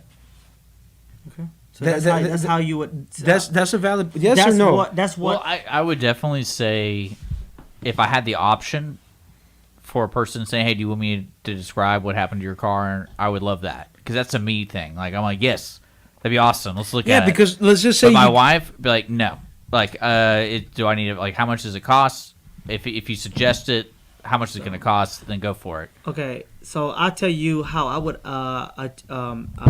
like if you're a new customer and you came in and say, hey man, I stopped going to the dealership. This is I'm having a car issue. For me to earn that trust with a new customer, I would bring you in, and if it's not a major issue, I would tell you who I am, what we are, and how we repair stuff. Just to let you get to know who I am first, right? Because you don't want to spend your money and you don't want to give money to somebody you don't trust, right? So I want to build that trust issue from the beginning. From the get-go, I make sure that whoever I hire, whoever's talking to you, that you have a common ground that you can trust and you feel comfortable talking to this individual. And then I will educate you where, hey, if there's what's wrong with your car today, right? And let's look it over. Let me give you a call back as soon as we find something out what's wrong with your car. Then I'll bring you in and say, hey, this is what's going on with the vehicle. These are other issues that is occurring. Is it important? I'll give you a statistic. Hey, it's 80% like brake pad. You still got till probably you got like 70% left on your brake pad. It's not a concern right now, but I just want to bring that to your attention. Do you keep all the parts? Yes, I would never throw away parts. If I repaired your car and replaced the part, I would never throw away a part until I show the customer and explain to them why were you replacing, how this part failed, and what. Then after they are satisfied, then I discard the part. All right, Dick, you're not. Let's just get this straight. You're not anything affiliated with anything automotive, right? No, not okay, at all. Nothing like that. No, I've had my car for 10 years. and What do you drive? You don't mind me asking. It's a Ford. Ford Focus. Okay, Ford so Focus. you don't Shout have, out to Ford Focus. You don't have you don't, 2.0 turbo. you don't have anything affiliated with any automotive No. thing, anything like that. You know, the only person you know is Son, but is still, you know, okay. If you went to a shop, yes. If you went to a shop, what's something that you want? You know, when you go there, what do you want to get from that? What's something that you personally want to get? I mean, I would say just, I mean, it's all about first impressions. Yep, first impression. So I think, like, for example, this is still car specific, but it's not really. So like Discount Tire, one thing that I notice they do really well is they greet you, and they have somebody greet you almost immediately. Yeah. And no matter where you go, they give you the exact same experience. Yes, so it's like, you know, when you show up and you're a new fresh face in the door, someone's going to talk to you. You don't have to go, hey, where's the owner? Where's the so-and-so? I think that's, to me, that's really important because... Yes, I agree. And if you have, like... But some places I've been to where it's organized where you literally get in a line and you wait in line. Yes. Which is fine. Or they greet you when you pull up or something like that. I think that... I really enjoy that because I know they see me, I'm there. Even if it's a number... Yep. Even if it's like a ticket number, here's your ticket, you know, wait in line. But it's like, Yep. hey, we see you. We're looking at we know what kind of car you drive. And so I know my car's safe there. They know, they identify things. That's probably like the first impression stuff that's important to me. And I think outside of that, it really comes down to the communication long term. So like if I drop my car off, if you tell me, hey, it's going to be a couple days, well, a couple days can mean a lot of things. So to me, I'm like, just tell me when should I call you just to check, because I'm not going to call you every day. Some people will do that. Dude, I have that before where a customer was like, hey, you know what? Take your time, don't worry about it. And then 30, 40 minutes later, how's the car doing? But Yeah. see, take your time. Take your time is different for each individual. You know what I mean? Take your time, maybe an hour for some individual. Well, yeah, Take it- and, you know what I mean? I feel like you got to be I- specific. Well, one thing that's important to me as a person who has no idea about something, Yeah. I need to be told stuff. Yes. So it's like you go, hey, we'll contact you in 4 days. If we don't contact you in 4 days, contact us. No, see, I And- would say And that's I'm okay. great. I'm okay with that because I know, hey, I'm not. It's kind of like when you're dating a girl. Like I don't need to call her for 4 days. She's doing stuff. Like she's out of town. How do you know? I should not be worried about. Well, that's I'm saying. Like I should. Damn, I okay, don't- player. Well, does that make sense to you? I know I was trying to make a Yeah, connection, no. but it's like, Yeah. I just need to be told what to do. Yeah. And especially like after the 4 days, you have to be understandable with a business like an automotive business. They get busy, you know, it's the holidays or whatever. Like they might not have that person who's usually there. They had a day off who makes the phone calls. I don't know. But I always like to be told what to do. I'm Always. very vulnerable when I go to a car place because I'm okay We've with that. experienced all sorts of customers already. You know what I mean? We've been in the business long enough to know that we have customers like that come in, but it goes back to communication. He wants to be communicated across. Like, hey, we're gonna have you as soon as we put your car in. We're gonna look at it, and we will update you as soon as we find out what the issue is. And as soon as we find out the issue, we'll tell you how long it would take for us to get this part and to repair it. As long as we can communicate that across to you, you have a peace of mind. Like, you know what? Great. Now I can plan my week and my day. Well, yeah, that's probably the most important part. Communication. To me. And luckily, I feel because when I meet people who do with their car maintenance, I've been instilled in my life with my parents. It's like maintain your car. Yeah. So basically, every year, it's almost like you just bring it in, kind of like you do your teeth or your health or whatever. Bring your car in to your trusted spot and be like, hey, what's going on with it? Is there anything that you suggest? And kind of reserve $500 to $1,000 every year, and like that's what you got to pay because when you're dealing with especially an entrepreneur like myself, I can't be without a car. Yeah. So I can't come to that car one day and the car doesn't start unless it's a fluke. Like sometimes that happens. Like the battery's bad or whatever. I'm talking about like sometimes cars just break. You don't know it's gonna happen. Like I remember the scariest moment in my life is on that same Ford, the belt broke. And it just got loose, so I'm literally on the highway, and it died. I noticed my acceleration wasn't happening, and I was like, "This doesn't seem right. That wasn't a warning. It literally just happened." Yeah. So, and I'm not mad at like a dealership or anything about that, or like a maintenance place. It's like that just happens. Yeah. And I want to actually talk about this because we have Dick right here. What is that? Diagnosis. No, well, hold on. I Okay, go actually ahead. went through a situation this past week. A customer actually brought his car. Well, he hit me up, and he had as a Denali, and he wanted to put a stage 2 torque converter in or something, right? And I told him what I would charge him to do the job. You know, while I'm in there, I change out seals and stuff. And he was like, okay, bet. I'll bring it to you. Of course, I waited for him. He told me he was going to bring it in. He was like, I'm sorry. I actually brought it to this other place because he said he can get it done the same day. Later on that day, he hit me back up. He was like, yeah, I went by and it's still parked exactly where I left it. I was like, okay. He charged a little cheaper, right? Mm-hmm. And that's why he brought it. But at the same time, the guy didn't work on his car. He actually overpromised and underdeliver, right? And I hate that. We got to talk about that too. Overpromising somebody and then under-delivering, right? That happens way too much. Way too much. So he brought it to me after he got sick and tired of waiting. He brought it to me. I was like, bro, I'm going to tell you this now. I can put this in, but I'll do my best to try to get it done the same day. I can say that I'm 40% sure that I am not going to get it done the same day because I don't know what I'm going to run into, right? Sure enough, I ran into, guess what? He brought his own parts, everything. Filter, gasket, fluid, everything. What I ran into was wrong filter, transmission filter. Oh, You know what I mean? finish that, and we're Okay, gonna talk about so- different topics. So I put the torque converter in.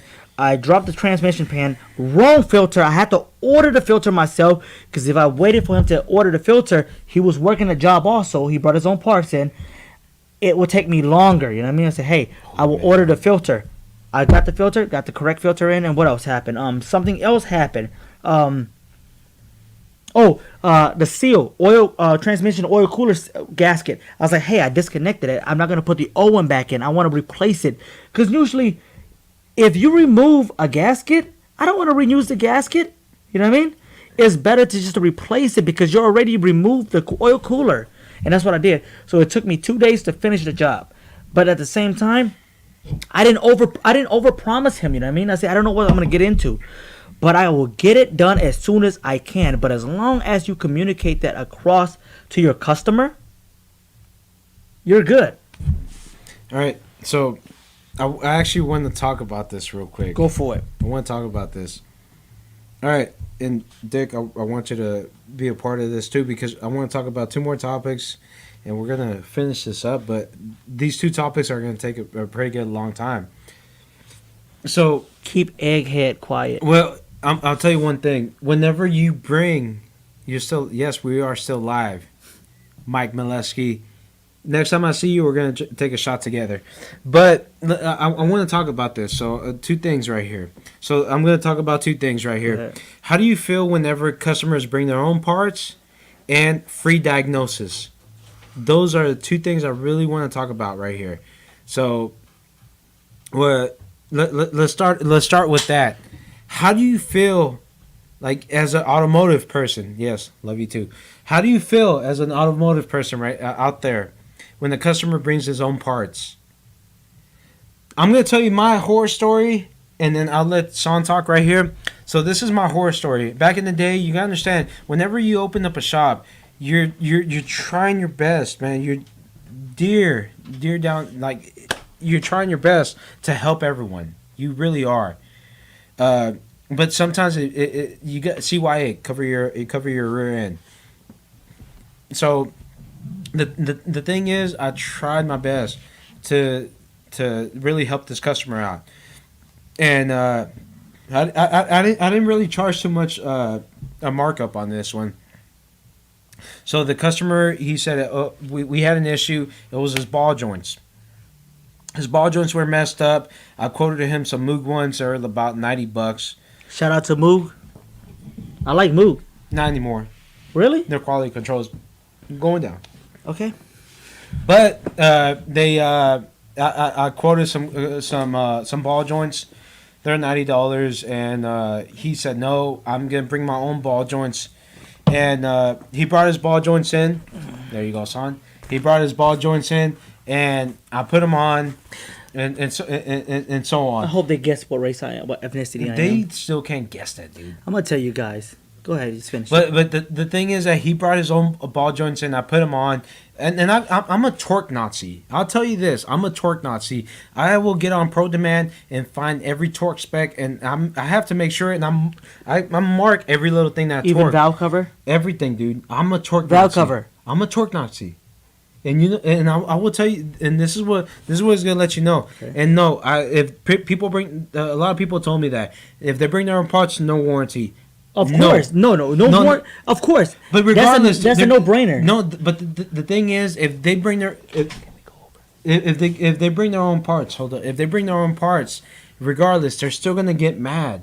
Even they're gonna think that you screwed them over. So I Yep. get away from that. I but, agree. But this is what happened right here. He brought his own part, and then it was literally it was not San, SAN, but he brought his own parts over, and a month later it passed by, and he calls me just mad. Frank, he's just really pissed. And he's like, dude, my tire fell off. My tire fell off. Wait, would you replace? It was a ball joint. And his tire fell off. His tire fell off, and he's Ooh. mad. And I torque everything, dude. So his tire fell off, and he's just pissed. He's pissed, dude. And he's just like a mile away. So I'm driving over there like 100 miles an hour. I'm trying to get over there, man.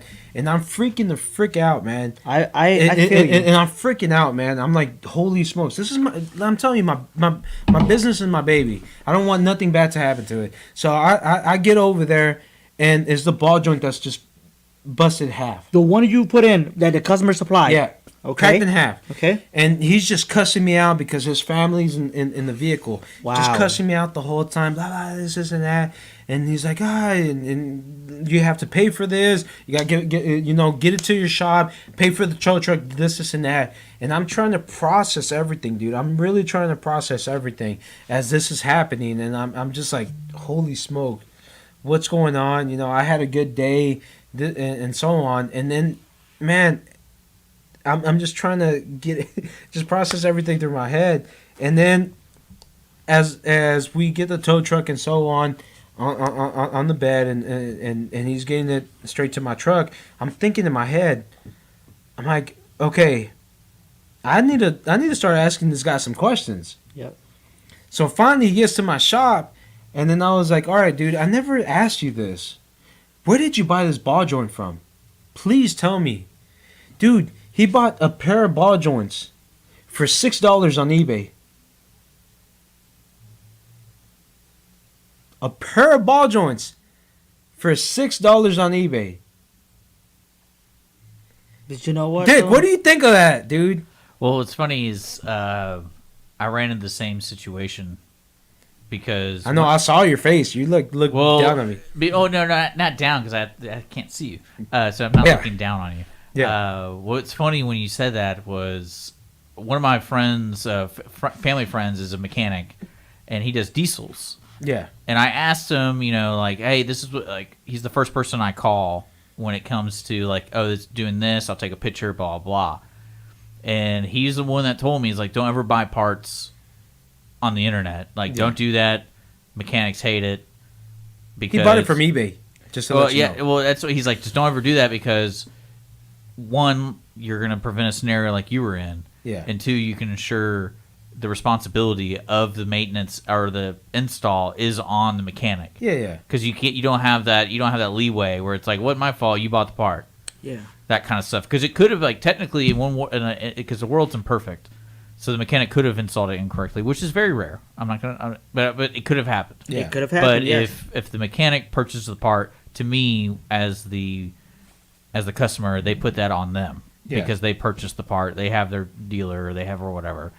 So do you guys take that? I would have a policy Well, say no I would- outside parts. I was still in. Okay. Well, so that's I the thing. gotta finish up the Go story. ahead. Go finish up the story. No, I Sorry. gotta finish up the story. So at that point, you know, I asked him. I was like, "Hey, so where'd you buy this part at?" And he tells me, he's like, "I bought it on eBay. You know, a pair for $6." And I was like, "Dude, are you freaking kidding me, man?" So you're getting mad at me, and the ones I was quoting them, it was like $90 per one.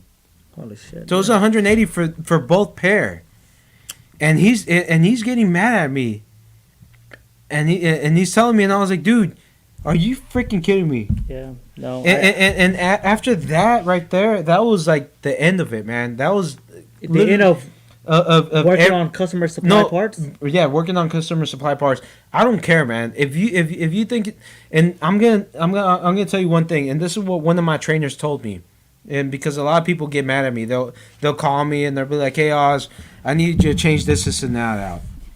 I got my own parts. I just needed. I need you to change it out. I got my own parts. Okay. What's that? Oh, closer. Okay. Yeah. I need. He's like, I got my own parts right here, and I need you to change them out. And I'm like, I'm sorry, I can't do that. And they look at me like, why?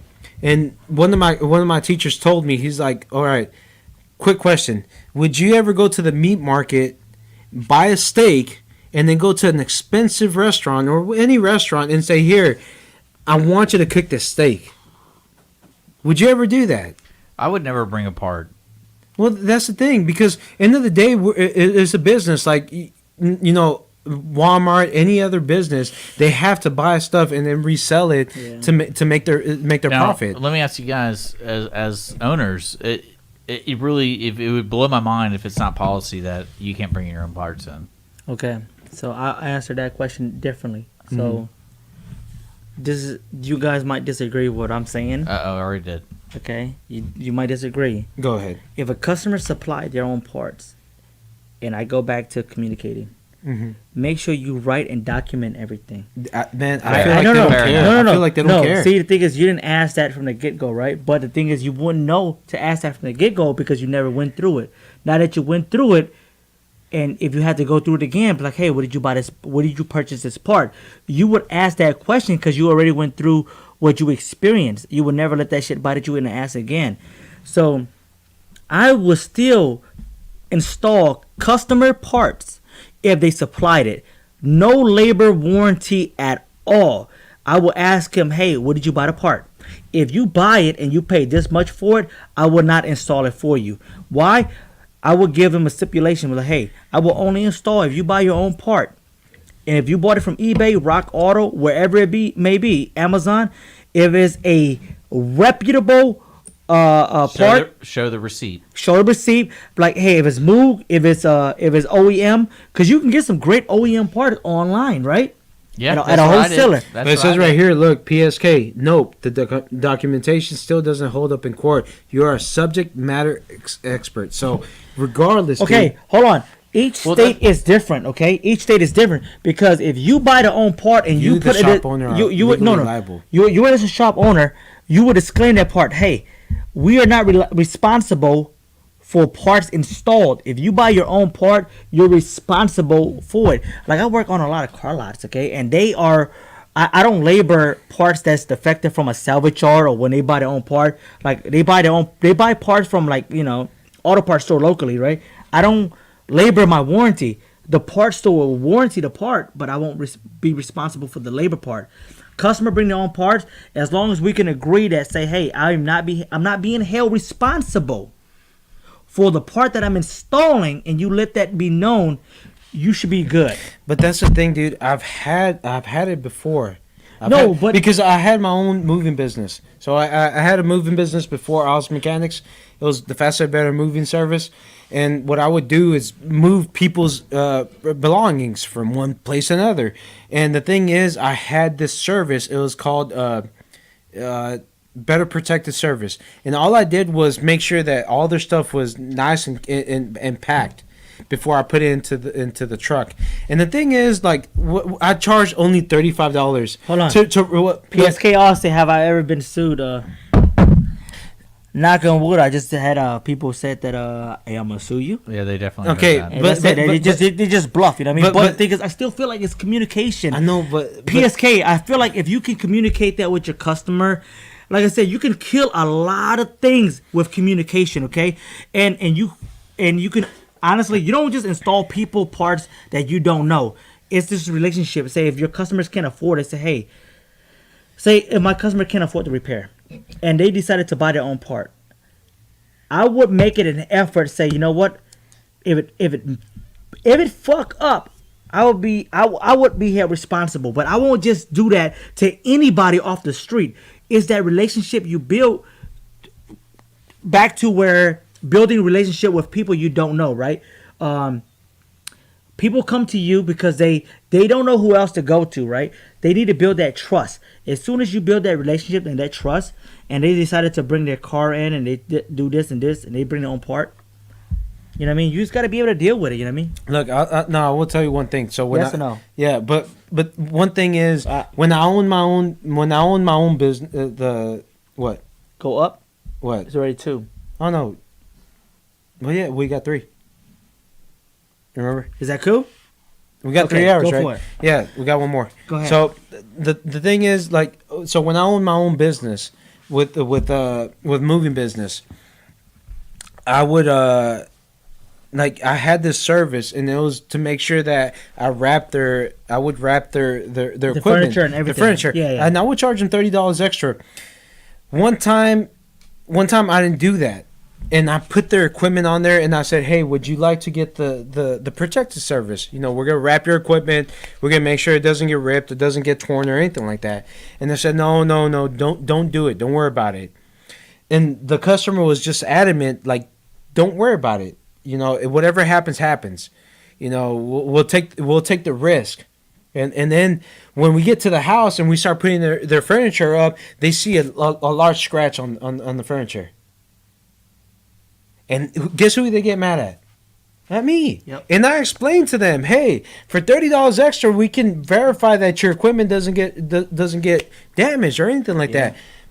That's why you got a CYA, man. You got to cover your own rear end. Yeah. And that's why I do not take customers' parts, because in the end of the day, man, you gotta take care of yourself. You know, I agree. I agree with you. You gotta take care. And that's why I'm business, man. In the beginning, I tried my best to, like, you know, take care of the customers, but at the end of the day, it really bites you right in the butt, dude. You gotta. They might tell you yes until they're blue in the face, but at the end of the day, this is my logic, and y'all let me know what y'all think. This is my logic. I'd rather have the customer leave my shop, you know, kind of like, damn, you know, I spend a little bit more, than be like, okay, man, I got a really good deal, and then 3 months down the line, his car breaks down, and he's getting mad at me. I'd rather be like, oh man, you know, he got, you know, expensive parts, dealer parts or whatever. He's kind of like, oh man, I spend a little good amount, but 4 years down the line, he's still on the road. That's my theory. That's what I have. What do you think, Dick? Yeah, Dick. Like, you're not in, like, you know, you don't fix cars or anything. As a customer, what do you think? Would you rather spend, you know, nothing, you know, just small amounts of money, but something acts up in a couple of months, or, you know, you spend a good amount, but you're on the road for 4 years? I mean, I would only care about what keeps me on the road. So I think a lot of challenges that people face when they come to repair their vehicle is when they have a problem, it's usually the worst problem. And what is that? The car's broken. Like, it's like, I was like, kind of like the belt situation I was describing earlier, where it's like, oh, what is happening right now? Like, I can't even drive my vehicle. And then now you're put in between a rock and a hard place, because you got to pay whatever mechanic is going to tell you, because it's like, hey, if you want to fix your car, it's going to cost you X, Y, Z. And you're like, well, that's what I have to pay, because I have to have my car. Okay, but at the same time, to some extent, if you can't afford it, you know what I mean? What about the affordability? You know what I mean? Well, one thing it's kind of like, because I like to work on computers, I like to do certain things. Okay. When it comes to like fix phones, and I fix laptops and all that kind of stuff. Mm-hmm. There's layers to what you need to fix in that department. So it's like, oh, hey, you need to fix this thing, but eventually this is going to happen. So really, the way I would like to be treated personally is, I'll tell people straight up, this is how much money I have. So is that fixed? Am I able to get it on the road? That's not really a good thing, too. I'm gonna tell you. Oh no, I guarantee it. Yeah, it's not a really good thing. Don't ever tell nobody this is how much I have to fix it, because it might be way less, and it's like, and they'll get too close Oh, to that. You're talking about not you though, right? Yeah, I've told customers before, hey, what's your limit? And Well, 'cause- I'll make sure to work through that I- at that limit. Well, that's what I was saying. Is like, if I trust the place, I wouldn't go to a strange place and just say, "Yeah, I got $500." yeah, I got Can you three fix it? grand, fix it up, and Yeah, then change out, and- the oil change. But I mean, I understand there's levels to fixing a car. Yes. There's so many working parts, and then again, I think I'm a unique example because it's instilled in me that you got to take care of it. yes. So you got to replace certain things, even if they don't have problems. It's like, hey, it's been running for 20,000, 40,000, 60,000 miles. You got to fix that because those are wear and tear parts. That's true. So, because the one thing that you guys, especially the mechanics who are listening, have a hard time dealing with, you're dealing with people who have no other choice because their car is broken. Mm-hmm. They waited till the last moment till that tire blew out. They didn't want to replace that tire. You know, that's what you're dealing with, and it is what it is. There's no work around it sometimes. All right, hey, we gotta get to this point right now because it's getting to it. Look, I just need at least 3 thumbs up.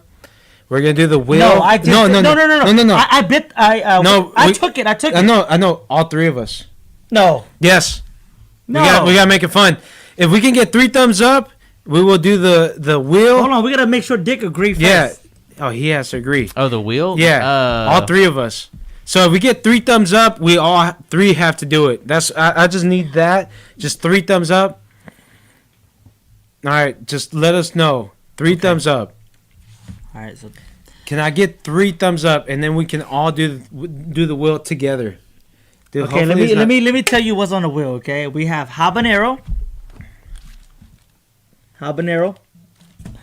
We have a tequila shot. We have whiskey shot. We have cow tongue, and we have fish eyeball and clam juice. Hey, Dick, do you agree? Man, that eyeball is not something. I know. How can we all eat that together? It's 2 eyeballs only. Ugh. No, I'm not gonna join your game. Okay. Oh, come on. What happens if it's just a shot? It was a shot you want. That's what happens, but I'm not gonna. Okay, so let's exclude him from the eyeball, okay? And what about the cow tongue? No, I'm not gonna do it. I'm not gonna do anything. I'm not part of the show. Okay. You guys are the mechanic We'll specialists. call into play. Hey, Okay. but we gotta talk about our last topic. What's that? That's diagnosis. I do have charge. a question about that, by the way. Yeah, Diagnosis? Diagnosis charge. Go ahead and ask your diagnosis Okay, question. so well, here let me talk about this diagnosis charge. So I've had customers before where they would come to my shop, and I would. So this is my diagnosis charge is $125 to diagnose the issue. So $125 to diagnose the issue. Hold on. You got to be specific. Is it electrical? Electrical, I charge by the hour. So mine's Minimum 1 hour. My charge is just $125. Even electrical. My 125 diagnosis. No, I charge by the hour on electrical. Well, it's Minimum because is 1 hour. I find it fast, dude. You But jackrabbit. But the thing is that so my diagnosis charge is $125 to do the diagnosis. I give 2 hours. I didn't bring that up. I give 2 hours to diagnose it, and that is my charge. But I've had customers before where they would call me and they'll say, "Hey, look, I just took it to AutoZone and they hooked up their check engine, their little scan tool, and I already know the code." Or they would tell me, "Hey, I took it to another shop. They already told me the problem. Can you just change out the issue?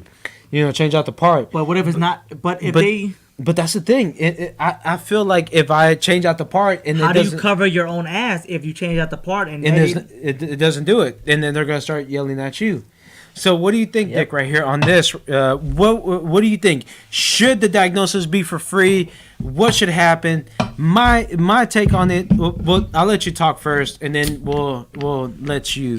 We'll go from there. Should a diagnosis be for free? I mean, when it comes to diagnosis, do you mean the machine? Like if my light comes on, I plug in my little, like you plug in the little deal, and it tells me like a code. No, And- so you have a check engine light. Let's Yeah. just say you have a check engine light, and you just want to get that check engine light off. so And I'm charging you $125 to get that ladder to So- let you know what the issue is, not to So take what, it off. I'm going to necessarily. take this kind of apart. Where a part of another business, which is like phone repair. Yeah. Okay. Phone repair, kind of the standard is you pay X amount of dollars to let us see what's going on with the phone, and if it's an issue we can fix, that money goes towards the fixing, or you can leave and pay that money. So some places charge like $35, for example. Like say your screen's cracked, and it's like, let me see what's going on with your phone. They charge you $35 just to look at the phone, Yeah. and then when they call you, be like, hey, your screen's cracked. It's going to cost you XYZ, but minus $35 because it includes the diagnostic fee. Yeah. And to me, that's awesome because even though I had to pay up money up front, I want to know what's going on with my car. Yeah. And 9 times out of 10, I'm going to have that place fix it. Mm-hmm. So it goes towards, and it could be, they could be cheating me. I don't really know, but it's easier to say, yeah, I'll do that. Subtract it. Yep. So, and then when it comes to car diagnostics, I don't really know because I thought, when my car was having trouble after the warranty, my buddy had one of those sensors, the little things you plug in. And so we plugged it in, looked it up, and then we went to AutoZone, we fixed it ourselves, and it went away. And I was like, lucky me, right? But I was like, okay, if I didn't have this, what would have happened? To me, that's the way I see it being handled. Well, one thing is whenever you But hook cars up, are totally different. By yeah, the way. whenever you Yes. hook up a scan tool, some people just charge just to hook up the scan tool. I believe it. You They- charge they- 125 to hook up a scan tool? No. Okay. Some people charge like 45 just to hook up Yeah, the yeah, scan yeah. tool. I've heard more. Yeah. But just to start off, just to hook up a scan tool, that just gives you direction. That doesn't let you know what it is because, man, even a monkey can do that. They can hook up a scan tool and do that. No, it's right here between your freaking ears to know what the issue is. Let them it know. gives you direction. Let them know why you charge for diagnostic. The 125. And I'm not saying that it shouldn't be that way. Yeah, no, 125 is for my knowledge, man. Because, Yeah. like, even PSK was saying right here, diagnostics is not just a line of repair. We spend thousands and thousands of equipment, time, and training. I agree with you, PSK. That's true. That's a lot of training, man. And a lot. It's funny, man, because I always talk about this. I work 9 to 5, and as soon as I get off of work, and I know Linda, if she's still watching this, as soon as I get off of work, I'm still training. I get off of work and I'm training till 9 o'clock, 8 o'clock, 10 o'clock. I'm still watching videos. I'm still trying to educate myself and bettering myself in that. And it's a lot of time and effort, man. Trust me, if it was just, hook up a scan tool and read the code and it's going to tell you exactly what it is, everyone would be a mechanic. But we need to educate the customers about that. Quit going to a parts store and thinking that, when they hook up the OBD2 reader and say, hey, this is wrong with your part, they're just trying to sell you parts, right? They're not diagnosing your car. They're just giving you the possible issue or the possible causes, right? Yeah. And what could fix it. But it takes more than that. That's the reason why we charge a diagnostic fee. With electrical, he's great at electrical, and that's why I call him up. Me, I charge by the hour. It was funny because when I came over to Conroe, Sam told me, he's like, "Hey, can you bring your scan tool?" And I was like, "Why?" He's like, "We have a car that I'm going to diagnose. We're going to do it afterwards, right?" Yeah, we're gonna do it afterwards. Yeah. He's like, "Bring your scan tool," and I was like, "Why?" And he's like, "No, just bring it over so we can diagnose it." And I was like, "Dude, I can use any scan tool to diagnose a car. I don't need an expensive Snap-on or whatever." That goes back to who it- says it- that the mechanic make the tool doesn't make the mechanic. I think it was PSK. Shout out to PSK. But no, Can I say something? real Go quick ahead. for it. go For ahead. the audience listening, I know I kind of made a strange comparison with the phone repair. Really, what I think as a customer, I get that you have to pay somebody to look at your car. Mhm. What I was trying to say was, I'll pay that, and then if it absorbs into the whole overall It gets amount, applied towards the repair. I That- apply the diagnostic towards the repair. Like- Do you? Well, so I get a lot of customers that tell me, They're like, they call me, hey, I have this issue. How much do you charge? And I say, well, to start off is $125. Oh, does that eliminate after I do the repair? Yes. And I say no, Why not? because you're taking your time. See? Because so the way I do my diagnosis, I like showing every little small, That's fine. every little detail. But the yeah. thing is, like, are you ever gonna go to? Let's just say you go to work at whatever, at McDonald's or Yeah. or at a chemical plant. Are you ever gonna walk in and work for free? No.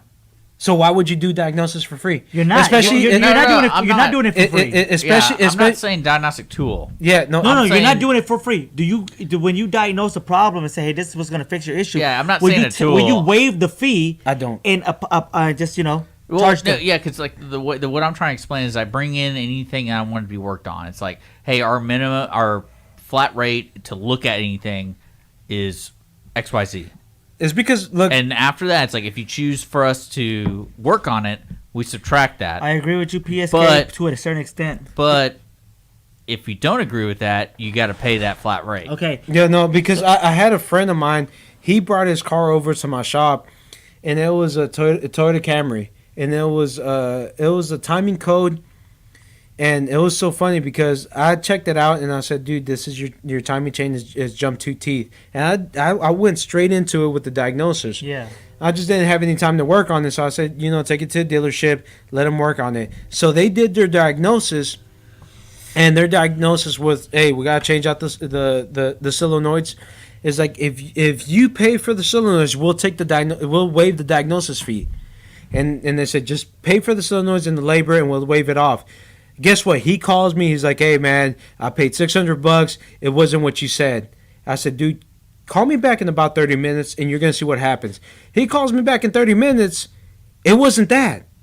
So some diagnosis fees, they look at the scan tool and they just look at it, or they get on Identifix. They're just making the estimate guesses. What I'm doing right here, It's and diagnosing it, a yeah. lot of people out there, they're diagnosing and they're taking their time and they're making sure that they put their time and effort into it, and we gotta get paid for that, man, because we're making sure we're pinpointing the actual issue, not like other places. They're not pinpointing it, Okay. and that's why they move it towards, because it's just making a guess. They're saying, okay, well, it might be this, and that. So in the end of the day, they're still going to get paid. So if they make a educated guess and it's not right, they're still going to get paid. Well, the way I see it as a business owner is you're offering a service, correct? Of diagnosing a Yeah. car. And then after you either have a choice, the customer, to continue business with this person or to leave. Yeah.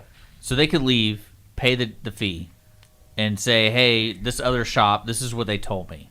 Yeah. But that if you bring it to any other shop, they're going to be like, I don't care about what that guy said. I'm going to so diagnose it. And No. yeah, they're going to be like, we're going to do our own thing. So. And the reason I bring Your it back up again is it's all about the ease of business. Yeah, ease of business. I've had that before with a customer brought. He's like, hey, I got it diagnosed at another place. Yep. And I already know what the problem is. I just need you to change it out. Let me. At that point, I'll tell them I'm sorry. If they don't want to take it, they can take it somewhere else. Let me piggyback on that, okay? Because it seems like you guys have an agreement or something. I have a different perspective. Like I said, it's just my opinion. You know what I mean? You might not agree with me, but it's just my thing, okay? If a customer go to a repair shop and got a diagnosis from a repair shop and saying this is what it is, and they bring it back to me and try to let me fix it, they already paid for the diagnosis at that repair shop. I say, look, customer, I will replace what you want me to do, and if it doesn't fix the problem, that's not my problem, because you didn't pay me to diagnose the problem. I just repair it what you told me to repair from somebody else. As long as we document that, I think I'm safe. But- okay? but the no, I thing- feel like no, I Yeah. am safe because I document that. I say, hey, customer requested repair shop to replace or repair this issue from other repair shop. So if I diagnose the issue, I would waive the diagnostic fee. Why? If it's $125, $125 is not gonna break me. I would rather keep you as a customer in the long run to keep on coming back to me because it built trust. But that's the thing. if you do get lucky enough that the other shop did diagnose it right and you replace it, you're best friends. But if the other shop diagnosed it and you didn't fix it up right, You you're document it. but- You have it but documented. regardless, dude, it doesn't. No. I feel that customers it's Because- just kind of black and white. So no, we're all human. We're all human. yeah. We have this decisions Yeah, to so make. You know, we're like, hey, if you mess up, like it doesn't fix it up, son, you messed it up, dude. Okay. There's something that you did because that shop over there, they diagnosed it. That's the thing. They diagnosed it, but they're just charging too much on labor. But you charged less. No. but it didn't fix it. So I'm just only I speaking. I'm only speaking on experience. Okay, been in business since 2011. Okay. Mike, Huh? get on the mic. Okay. Okay, The PSK is saying you trust people way too much. Okay, so I've been in PSK. I've been in business since 2011. Okay, as long as you can communicate this across your customers, depending on where you're at, I don't know. Okay, but 2011, if I trust people way too much, I wouldn't be in business. Okay, I have very loyal customer, and I have to trust people. You know what I mean? We have to trust people to make good decisions. You have to read body language and everything. You know what I mean? That's the whole point of people keep on coming back to you. Repetitive And customer. I will say, as a customer, when you like what PMAD says, PSK. no, it's, No PMAD. yeah, Okay. to me as a customer, I like that because it makes it so much easier to get over that hurdle to work on my car. Because you're like, hey, we'll absorb that cost, but you can even put it in the cost. Like you don't have to tell us. you what can, yes, you like, can. You can put it in like another thing, like this part costs Well, $80 you extra can. dollars. No, yeah, I agree with Dick. Like it doesn't. I don't care. If And- you just say, "Hey," I'm like, "Yeah, Well, just keep it, do it." you see do it? Well, that's what one of my buddies told me. He's like, Oz, what you need to do, he's like, what you need to do is just say, hey, we're going to charge this much, but just kind of push it towards the labor. But like I said, I'm being more transparent, man. No. I want to make. I know, but I listen wanna- to the customer. Yeah, I want to Dick make. is not in automotive. Yeah, I want to make sure that my customers know, and that's why when I do my work, I show them every little small thing, and even on the diagnosis, I make sure that I show them every little thing, making sure that they know every little small thing. And when I'm diagnosing stuff, We got I 8 minutes. Okay? Yeah, I got to push on it, dude. Okay. I really. So I want to hit on this. Okay. We have all loyal customers, yeah. and I treat my loyal customers different from new customer, because loyal customer keep coming back. They're the one that you know that we have this special relationship. I'm gonna be honest with you. Sometimes I don't even charge them to look at the car, bro. I'm not gonna charge them to look at the car because they stuck with me day in, day out. You know what I mean? Over and over. They're a repetitive customer. That's the reason why I choose to eat the repair cost. I would choose to eat the diagnosis part. It's not gonna break me. It's But, not okay, gonna how break long me. does it take you to diagnose a car?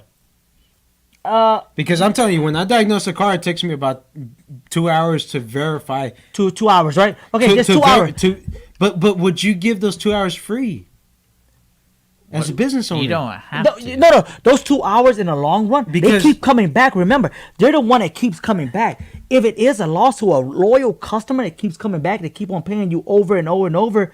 It's not a loss; it's an investment. You're planting you implanted the seed that this customer is loyal to me, and it's not just one customer. This customer brings other customers, bro. But I'm telling you, would you ever work for free? Would I for a loyal customer? Yes, I would, because they're the one that always been there for me. Even my downs, my ups, my everything. They're the one that actually advertised me. Think about the advertisement you're putting to build your business up. They're the one out there talking good about you because Well, let me ask you this to Oz. Uh-huh. What's the value of off the street customer to a loyal customer? What's the cost to your business? Off the street customer? Yeah, like if you put down on a spreadsheet how much money is it? hell yeah, PSK. How much a loyal customer pays, off the street customer pays every year? Well, that's the thing. Off the my shop, where is it located at? I don't have off the street customers. So you're gonna work. The- You're gonna work towards a loyal customer. all my right? customers are word of mouth. Yeah. All my customers are word of mouth. Because of loyal customers. The loyal customers. So would you agree? But they all know that I make sure that I'm not just throwing a random part. You're not. Be- see? because I do my diagnosis right. Yeah, I'm not challenging your diagnosis Yeah, yeah, at all. but I'm challenging the way you do, in a sense of, from the customer's perspective, what's the business flow? What am I doing if I bring my car there? Now, if I'm a returning customer and you do a diagnostic, and I'm a returning customer, I totally get, like, say for some reason I marry somebody and their uncle is a car person, right? And I'm Yeah. like, hey, I'm not going to take my car anymore, but I wanted you to do the diagnostic. I'm still paying, Yeah. but then I'm taking my car somewhere else. No, So you're still that's why gonna I get charge. paid. Yeah, I still charge my 125. Yeah, that's what I'm saying. You're still going to get paid. Yeah, I still do because I work with other shops. So so the area that I'm in, like I said, I'm in an area that I don't get no traffic at all. So most of my clients are loyal customers or word of mouth, Referral. and then there are other shops. So I have like eight different shops in my area. So I have to, most of the times for other shops, they have to make their money. So they just bring it in for just one simple thing, and that's to diagnose it. And You still and, make your money from yeah, that. I still might make my money Now, on that. do you see it if somebody brought you like a kind of like a diagram or whatever, that it's cost effective to say, hey, absorb that cost when you work on the car? When you're guaranteed to work on the car, Yeah. and when you absorb that cost, is it worth it to you? Yes, it is worth it. It is Yeah. worth it. It is worth it because 'Cause I invest in people. To me, as a customer, I mean, there's a high % chance of me just saying, yeah, work on the car. Yeah.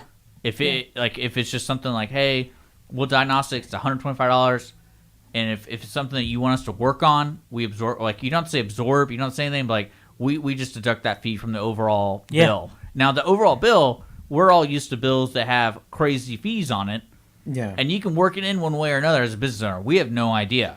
Yeah. Like, you really can't. Like, we have no idea. But as a customer, even though, I mean, I don't want you to cheat customers, but it's like, you know what I'm talking about? Like, I feel more comfortable doing business with you when that is decided, because it's like, you know what, you already have my car, XYZ. Like, it's just something that it's. I will tell you one thing. So this year was the first year I actually charged diagnosis, and I will tell you, PSK Mike, he's the one who really pushed it. I will tell you one thing. Shout out to PSK. We went to a training event, and he was telling me, he's like, dude, I watch your YouTube videos. He's like, Where's he from? he's from Pennsylvania. So What's his name? What's his name? Mike? Mike. Shout out to Mike. Mike. No, he told me, he's like, Oz, you really have to start charging diagnosis. And I told him how much I was charging diagnosis, and he was literally about to slap me in the face. What were you charging? It was $85 for Okay, diagnosis. so now you're 125. So I'm gonna tell you something So before we the- in a segment. but I invest in people, bro. but- I invest in people. But the thing is, so he told me, he's like, Oz, you gotta start charging. And before that, I didn't charge. So I would do like 2, 3, 4, 5 hours of diagnosing that other shops couldn't do. So other shops, let's just say another shop invested $1,000. Yes. Let's just put No, this. go ahead, They yeah. invested $1,000 and they couldn't figure out the issue. So they put $1,000. That's labor and parts and all that. They couldn't figure out the issue. And this is one of my customers. He realized this. They put $1,000 at the other shop, and they came to my shop, and I charged them $125, and it was just a ground issue. So that and Mike was telling me, he's like, dude, that's why you gotta do that. Okay. And then I was scared, man, because that one year I was scared because I made it mandatory to charge. But I will tell you one thing, that year was my best year ever. Yeah, because, I'm not saying don't Yeah. charge. But I'm gonna tell you something also, okay? It also, and you guys can disagree with me. It all depends on the demographic where you're at as well too. Oh yeah, I've been telling you that. Yeah, no, it's all the demographic. Where he's at might not work where I'm at. You know what I mean? And where I'm at might not work for him. Dude, if So I it's if, totally if I different. would charge where you're at, I would be a millionaire.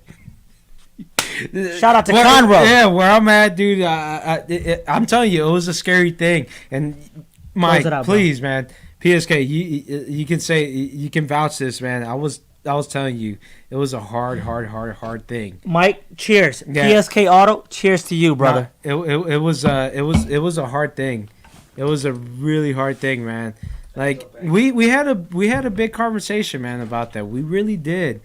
We're talking about just how to diagnose, what to charge, and man, it was a scary thing. Well, I totally respect that, by the way. Like, and then to put my point across, it was more about convincing the customer to basically turn the key.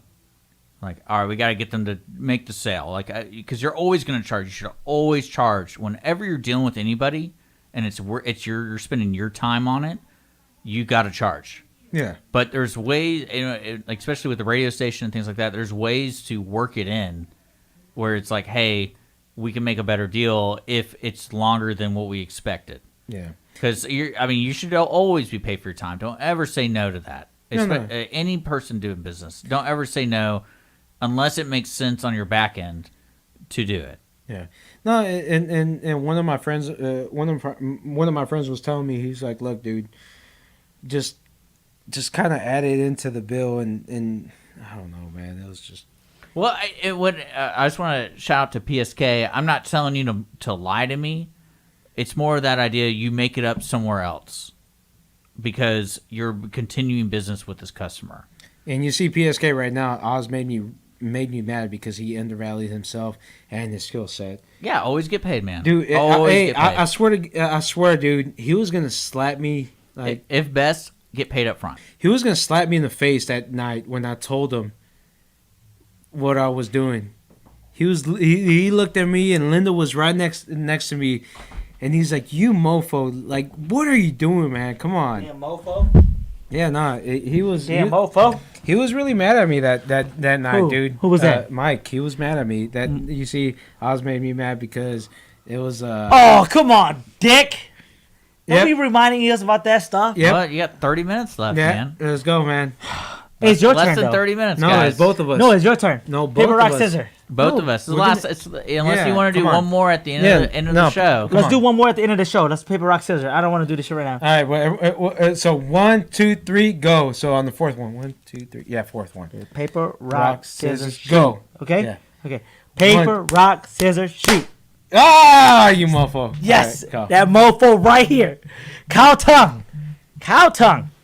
Give him a cow. Woo! Screaming like a little bitch. I can But you do- gotta take his clam juice. I can do clam juice, dude. You can? Yeah. I've drank too much beer. Like I don't feel shit anymore. Really? Yeah, I don't feel nothing no more. Seriously? Yeah. That's some bullshit. Damn it. Oh man, it smells like Penis? no, like just Galveston. Galveston. It smells like Shout out to Dirty Galveston. it smells like dirty gal. It doesn't smell like cow penis. Go ahead. Hey, but the thing is that we're about to end. Hey, No, show the we audience. still real got- we quick. can still have 30 to your minutes, bro. right, yeah, there you go. Look, Hey, we still got 30 dude, minutes. this looks like just Cow juice. unfiltered, nasty water. Come. That's actually Harvey water.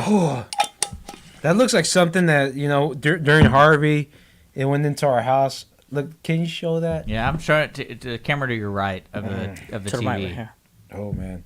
Let's So see I'm, right I'm, now. I'm just gonna go just hard. No. Take the juice No. first. I want you to You gotta react. swallow that first. Yeah, I know, you gotta- I, and I then- am. All right, come Yeah. on. Look Put the like beer a down first. No, not yet. What? How was it? Nasty. I thought he was gonna switch it around. Is it? God. that does taste like Galveston. Damn. Ooh-wee. Wow. Wow, that tastes like crap. Really? Tastes like socks, like dirty socks. It just did not taste pleasing at all, dude. Would you pay a diagnostic fee for that? Mm. So you know what though? I know PSK knows you. I know a lot of people know you on here because this is your audience. I have nothing but great things to say about you, Oz, man. Honestly, you're a great friend. You helped me with diagnosing cars. You know what I mean? I don't know everything, man. He's such a better person than I am when it comes to diagnosing cars. And he'll call me sometime too for advice and stuff like that. But we all have our strength and our weakness, right? And we all need that person. We're all friends. And I don't know everything, but at the same time, you know what I mean? I'm blessed to have somebody like that in my life, you know what I mean? To be able to call on, you know what I mean? Because sometimes I'm lazy as shit. I don't want to diagnose car. I'd rather have Oz diagnose cars over the phone for me. You know what I mean? Like honestly, that's how I am. It's like, hey, Oz, hey, what's this problem? Okay, I'm gonna tell you this issue. You tell me what's going on with Dude, it. I'm not literally chilling with Linda like this, and then Son calls me, and I'm like, Oh, yes, I know. Is Linda still on? I'm pretty sure she has to. She's gonna get on the plane in a little bit. But Really? Where's she yeah. coming from? You want Here. another one? No, yes, one more. We're about to finish. We still got what till 4? We still Okay. got till 4. Well, right now Uh-huh. we're done. You got like 20 minutes. 20 minutes. Well, let's just right at 4. Oz is gonna spend the whole day with me. He's from Pasadena. And Pasadena from Conroe. What is it? Would you say just an hour? We started a little bit before. We'll say about an hour. Pasadena's an hour away from me. Pasadena. I'm a shout out to Pasadena. I used to drive up to Pasadena every weekend. You know what I mean? Shout out to Linda. Linda's such a great person. He's lucky to have Linda. Linda's such a awesome person and individual. I'm glad that she ended up with Oz. Oz such a great person as well too, and I love hanging out with Oz whenever I get a chance to. Sucks that I didn't get a chance to go to Mexico November. Well, no, we're gonna move it. It's not gonna change. Well, it all depends now. You know that. But if we have any other questions on there, we would like to answer them. We got about like 25 minutes left. And You know what? I like how PSK Auto. Mike, man, can you Mike Molesky, man. Mike Awesome guy, Malinsky, dude. Mike, can you put in your location where you're from, man, so everybody know where you're at? Please go to his Google page, give him a like, give him, just give him a like. Go if you have a Facebook page, like him, follow him. Seem like an awesome guy, man. Cheers to you, PSK Auto, PSK Auto, Mike. Cheers to you for real. Cheers to Mike. No, man, he's an awesome dude, man. Like, and I've been wanting to take Son. I've been wanting to take advanced level auto to my different training events. It's just that I really, honestly, I'm so busy. I have 4 kids, 4 girls. I got my wife, and they all train jujitsu. I have the automotive shop. We have a food truck as well too. Make sure you guys go check us out. Taste the Asian, Taste Taste the Asian. Sounds kind of dirty, but you know what I mean. You're actually reason why we named that is because you're tasting the Asian. you're pretty much tasting the Asian. You know what I mean. Go check the food we have out. It's Asian street food. We're here in Conroe. It's like you're tasting the. Tasting the Asian. Asian. I remember a customer. I called one of my customer up. He was at work at DHS, and his wife looked at him. He was like, "What the frick? Did you go to a whorehouse?" Because it came out to Taste the Asian, and they thought he was at a brothel. But it's not. It's our food truck name. It's called Taste the Asian. You know. Yeah, I will say that my wife goes, that's a weird name, but she enjoyed the food, so she's like, where is this place at? It's on Fraser, Conroe, Texas. But we actually, it took me about 20 minutes to come up with the name. I was trying to come up with something fun. Is it because you're Asian? I am Asian. And Oh. and they still can't guess what I am. There you go. That kind of eliminates South America. So I am not Hispanic, not South American, not Central American. Guys, what do you still think I am? Come on. I will. well, what they You know what? If you get it right, I will eat the habanero, Oh, okay? well, that's easy for you I'll eat the habanero. because you're Asian. I'm Asian. One thing I want to say, I'll eat the learning habanero. more about you guys, it is. Hey, turn the light off. It's nice to know mechanics are having conversations like this because I never knew anything about this field, and it's important to me when I'm in. When you say you're putting money, a large amount of money, sometimes you got to feel comfortable spending that money because people have a hard time pulling that trigger. Yep. But when you find a place that who has conversations with other mechanics, for me it's more comfortable to make that decision. Yeah, I don't see it honestly. No, I'm not Filipino. Not Filipino at all. There's enough to go around. You know what I mean? Don't be greedy. Don't be stuck to. Yeah. Show. No, hold up. Come here. Just come here, real quick. Hold He's up. not Hold getting it. No, don't give him a cow tongue. No. We're gonna do. We're not doing a shot. No, because, anyone that knows me, we gotta do a shotgun.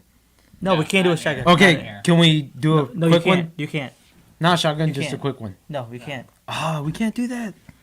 Damn. Huh? The rule. Okay, the rules. All right, go ahead. But Yeah, I appreciate Dick actually letting us use Lone Star Community Radio out in Conroe to record this podcast, guys. If you actually like this, scene, the setting and everything, let us know. We can do this again. You know what I mean, once a month or so. Oh man, this is awesome. This is awesome. Really appreciate Oz coming out of Conroe, showing his point of view. I appreciate your audience to not burning me too well. They still can't guess what I am, my ethnicity. I cannot man, believe someone it. get that right, dude. No, I can't believe we got 20 minutes left. Can somebody? No, I'm not Vietnamese. I'm not Filipino. Or which ones are the ones that they I told them that I will eat a habanero if they get it right. Oh, really? Yes, I will. I didn't know that. Yes. Please, like someone, just get it right. He'll do a habanero and a shot. I'll eat it and spit it in your butthole. Hey, habanero, shot, and the cow tongue. No, hell no. All together Hell at the same no. time. If y'all can just get it right, man. Just dude, come on, Asian continent. I'm gonna tell you something. I'm originally I moved from Michigan, Detroit. My wife's Canadian. I'm only 15 minutes away from the border. That's the reason why I met my wife, because she was still close. But I'm so glad that I came to Texas, because man, Texas is so diverse, and I got to know so many people. Because when I was up there, I was secluded. You know what I mean? I was hanging out with my own kind, working on my own cars. My dad cussing me out, bitching me out, telling me to hold a flashlight, throw something at me. He actually body slammed me on a car. The thing is that He actually body slammed me on a car. yeah, because you met your people here. No, he actually body slammed me on a car. My dad punched me when I was taking a shower. In the nuts? No, in the face. Why, you were jacking off? No, I showed up late to the house, and he punched me in the face. Hey, I would love to talk about what you told me in the car, but we're not going to. What was that? I'm not going to. I want to know what it was. You don't even know. You're making shit No, up. I don't want to get you in trouble. No, please tell. Please. I don't think it's appropriate. Okay, you want to know how you... Well, tell me where your business is located. My business is in Pasadena, Texas. Is on the east side of Houston, Texas. Address? 2713 Almendares. I've been Taiwanese. No, not at all. Taiwanese? Yeah, they thought you were Taiwanese. Hell no, No, I'm too dark to be Taiwanese. So yeah, no, so I've been okay. Let me talk about my business. I've been in business for 7 years? Habanero, guys, come on, get it right. Please, so he wants to eat this habanero. I've been in business for 7 years. Come on, he wants to eat this. I've been in business for 7 years, and it was awesome. I really loved it, man. And it went from It's not a day job. You love what you do, so it's never no, work. dude, this is not work at all. Not work at all. There's times I show up to the house and Linda's making dinner and all that. And I'm just ready to go study and learn some more stuff. So it's something, I don't know, man. It's my baby, and I've always wanted to be a doctor, but I don't. Damn, I didn't know that. Yeah, all my uncles in Mexico, they're all doctors and gynecologists, this and that. They're kicking butt over there, and I've taken some classes, brain and behavior and so on. I did pretty good in them, and but the thing is, I love cars, man. Last night, I was watching Wheeler Dealer for about 4 hours straight before I went to sleep. Who is it? Wheeler Dealer. It's a European car show. It's You know who I watch? Ah. I watch Oz Mechanic. There you go. I watch Oz Mechanic because honestly, I love his content. I love Scotty Kilmer. Shout out to Scotty Kilmer. I love Eric the Car Guy. I love Humble Mechanic. I love who's the other guy? Engineering something. Engineering Explain. Engineering Explain. Jason from Engineering. Yep, Explain. I love watching Naruto Explain also. Cambodian. Motherfucker. Yeah, buddy, dude. Before this ended, eat this habanero. Yes. Thanks, Billy. Thanks. Motherfucker. Now he gets to eat this fucking habanero. Damn, I was hoping for someone. Wait, all this time you don't know what the fuck I am? Dude, I already knew. I just waiting for him. You knew already? Yes. Wow. Please. Hey. I didn't want to Hold say on. anything. I didn't want to mess it up. Hey, shout out to Fuck You, Billy. No. Billy, I Oh love him. shit. Yes, Do, dude. do Please. you guys know Scotty Kilmer? Nope. He met Scotty Kilmer, right? No. I heard a lot about him and all that. You know him? The thing about No, I Scotty was just Kilmer. asking. He's the- leaving Houston. He left Houston. He left, left Houston, Houston to to go to Tennessee. Tennessee. The only thing about Scotty Kilmer, especially the people that, like the techs that I know, the ones that I meet at different events, is just that he's an entertainer. Just let's be quite honest. He's an entertainer on YouTube. Okay. He tells people what they want to hear. So like if there's a code that shows P07 P0171 P0 7172 just 174. 444 or something Yeah, like yeah. that, the evap code, he's just gonna tell you right off the bat, is a per solenoid. He doesn't show the diagnosis how to diagnose it. He just tells you what it might be, and that's what people want to hear. You gotta understand how people are. They just want the fast, quick, just right off the bat. They want wanna that know what- AutoZone shit. They want to know what it is. Well, that's why you charge for diagnosis. Yes. That's why we charge for diagnosis. But you waive it. But the thing is, when I put, you gotta understand, I'm not in the caliber of Scotty Kilmer because my videos are more educational. People don't wanna hear that. They rather just Billy, hear I don't something like quick. you right now, okay, Well, Billy? Now I'm kind of. Now I gotta eat this I'm shit. conflicted because I don't know who to take my car to. Take it to me. I'm in Conroe, bro.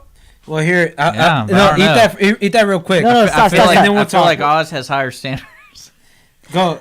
Hey, if I'm you kidding. no, I'm I'm gonna kidding. I'm gonna say something. This is how I see it, okay? If you're willing to pay a diagnostic fee, because I'm not gonna tell you that I'll charge you a diagnostic fee, but if you feel like you are more peace of mind that you get better quality paying a diagnostic, I'll charge you that. You know what I mean? I'll give it to you however you want it, front, damn. back, side to side. But hey, shout out to Fuck You, Billy. All right, go ahead, take it, dude. I had a bad joke for Kelly, that. Kelly is waiting, but we're gonna talk more about that. I just want you to take it. Go. Hey, Son has to eat the habanero. Just do it, dude. Please. People Hey. are waiting. I just want to say fuck We- you. we I took- just want to say fuck you, Billy. We got some time. No, the whole thing. Go, the whole thing. Please. Okay, stop talking to me, please. I know. Go. Just take this time off. We got a lot to talk about in 9 minutes. Hey, I will say this about San. Well- He's all smoke and mirrors. So he probably knows how to eat this. He probably eats it every day. Yeah, he does. And he's going to pretend it's hot. Hey, he's really Mexican, so this doesn't bother him at all. all Go, right. go, go. No, he really did put All right, a whole go thing in ahead. there. He just swallowed it whole. He didn't. Oh, He didn't. take a beer. Take a swig of a He beer. didn't even chew it. Open your mouth. All right, good. There you go.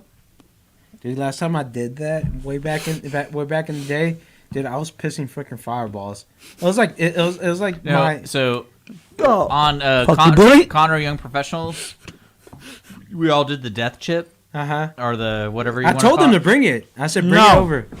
And we all ate. I probably ate about $1 worth of that chip, Uh-huh. and it caused me problems for at least 48 hours. There was one of the hosts on Young Professionals. Billy. Is he literally couldn't? We had to end the show because he couldn't stand up. Like he had to lay Really? down. Like his stomach was hurting so bad. And I was like, oh, no one expected this because everyone was crying. They're like, let's end the show, guys, because no one could because they're like, You know what's funny? like Son, he brought up all this crazy stuff, and I had a shot of tequila and clam chowder, and he had cow tongue and freaking habanero. I need to have a barf can. We if got y'all water. run We it. got water. Next time y'all Like do this. Billy, Kilmer is not a technician. Like I said, he's more. Of, hey, dude, Billy. A bottle of water. Hey, Billy. I will tell you this, Thank you. man. I will for sure tell you this right here, that dude, he's getting his stuff done, dude. Like Hold on. he on YouTube, he's doing what he has to do. He's doing what he has to do, and he's making his money. I can't talk mess about him on that point. He's making his money, man. I will tell you that. In the automotive industry, when we hear his name, We don't like saying it. It's like a Candyman. We stay away from it. That's yours. Son is having a good time right now, dude. I fucking ate all the nasty shit. Billy, I really, Fuck you, Billy. dude, enjoy. This is amazing, dude. I like that. No, but yeah, it's just just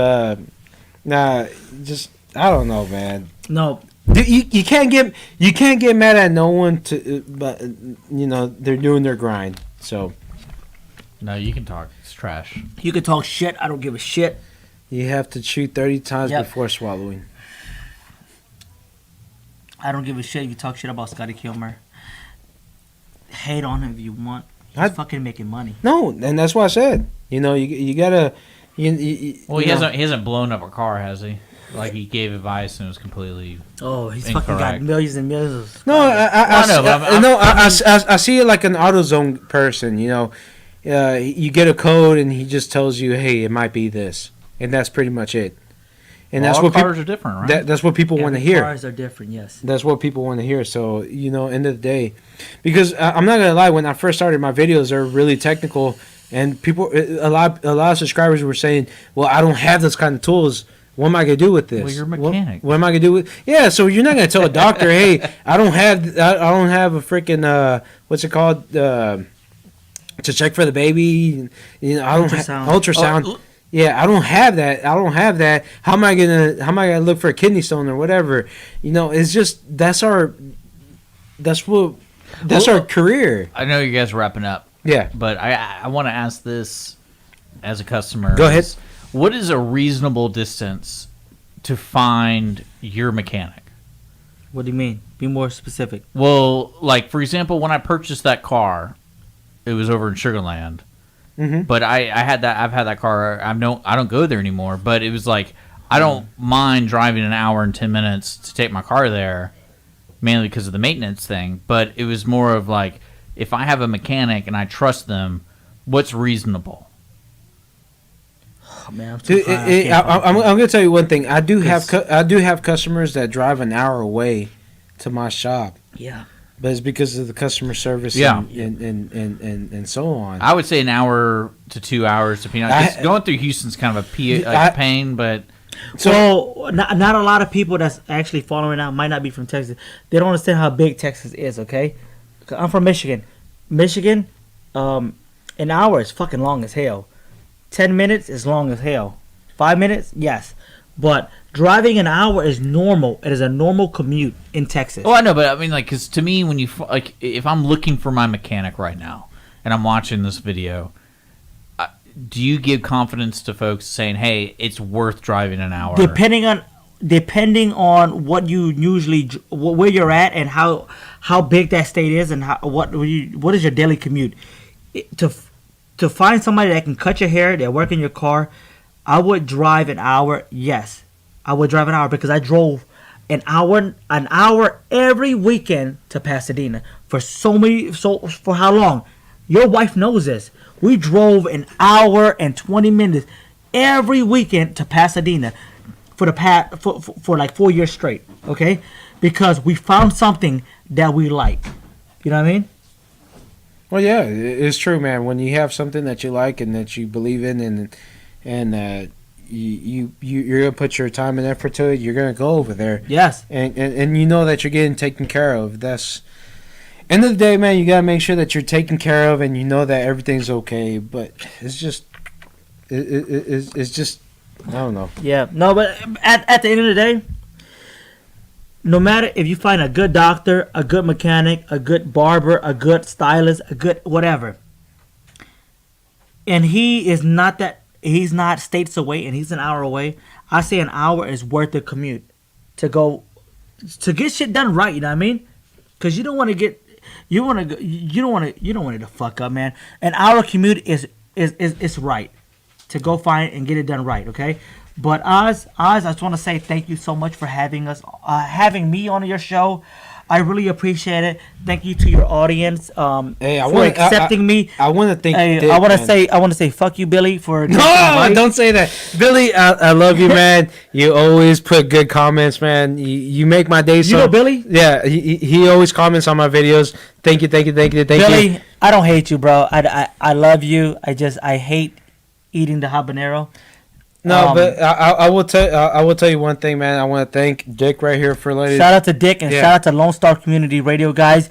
If you haven't, please make sure you guys go on Facebook, follow Lone Star Community Radio. They're in Conroe.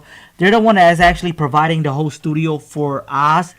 To make all this happen. I mean, if you guys want to see this setting again, let Oz know. Yeah, You know what I mean? if you're in the Houston area and you want to use this location, I will put a link down below. This is a live video, but I will put a link down below on the future videos. And Don't forget San's Yeah. podcast. Yeah, make So- sure you guys, if you guys have time, I, along with Taylor Cobian, we actually highlight YPC 936. We highlight Conroe. There's a lot of young entrepreneur in Conroe that's under the age of 40 that's coming up. You guys will see that soon enough, but we actually bring up entrepreneur like Oz, if he was in Conroe. We bring him up and we ask him his struggle. Why did he get into automotive? Why the struggle? Why did you go through that? Why not work a regular 9 to 5? What make him change his way? We want to hear the stories. So if you guys want to hear more about about entrepreneur, the struggles of each individual, follow us at YPC 936 on YouTube and our Facebook, Young Professionals of Conroe. Follow me on Tasty Asian as well too, because we have the food truck. We have great fruit, great food. But yes, Oz, thank you so much again, man. I appreciate it. Hey, man, we had a good time at this live event. I hope everyone enjoyed.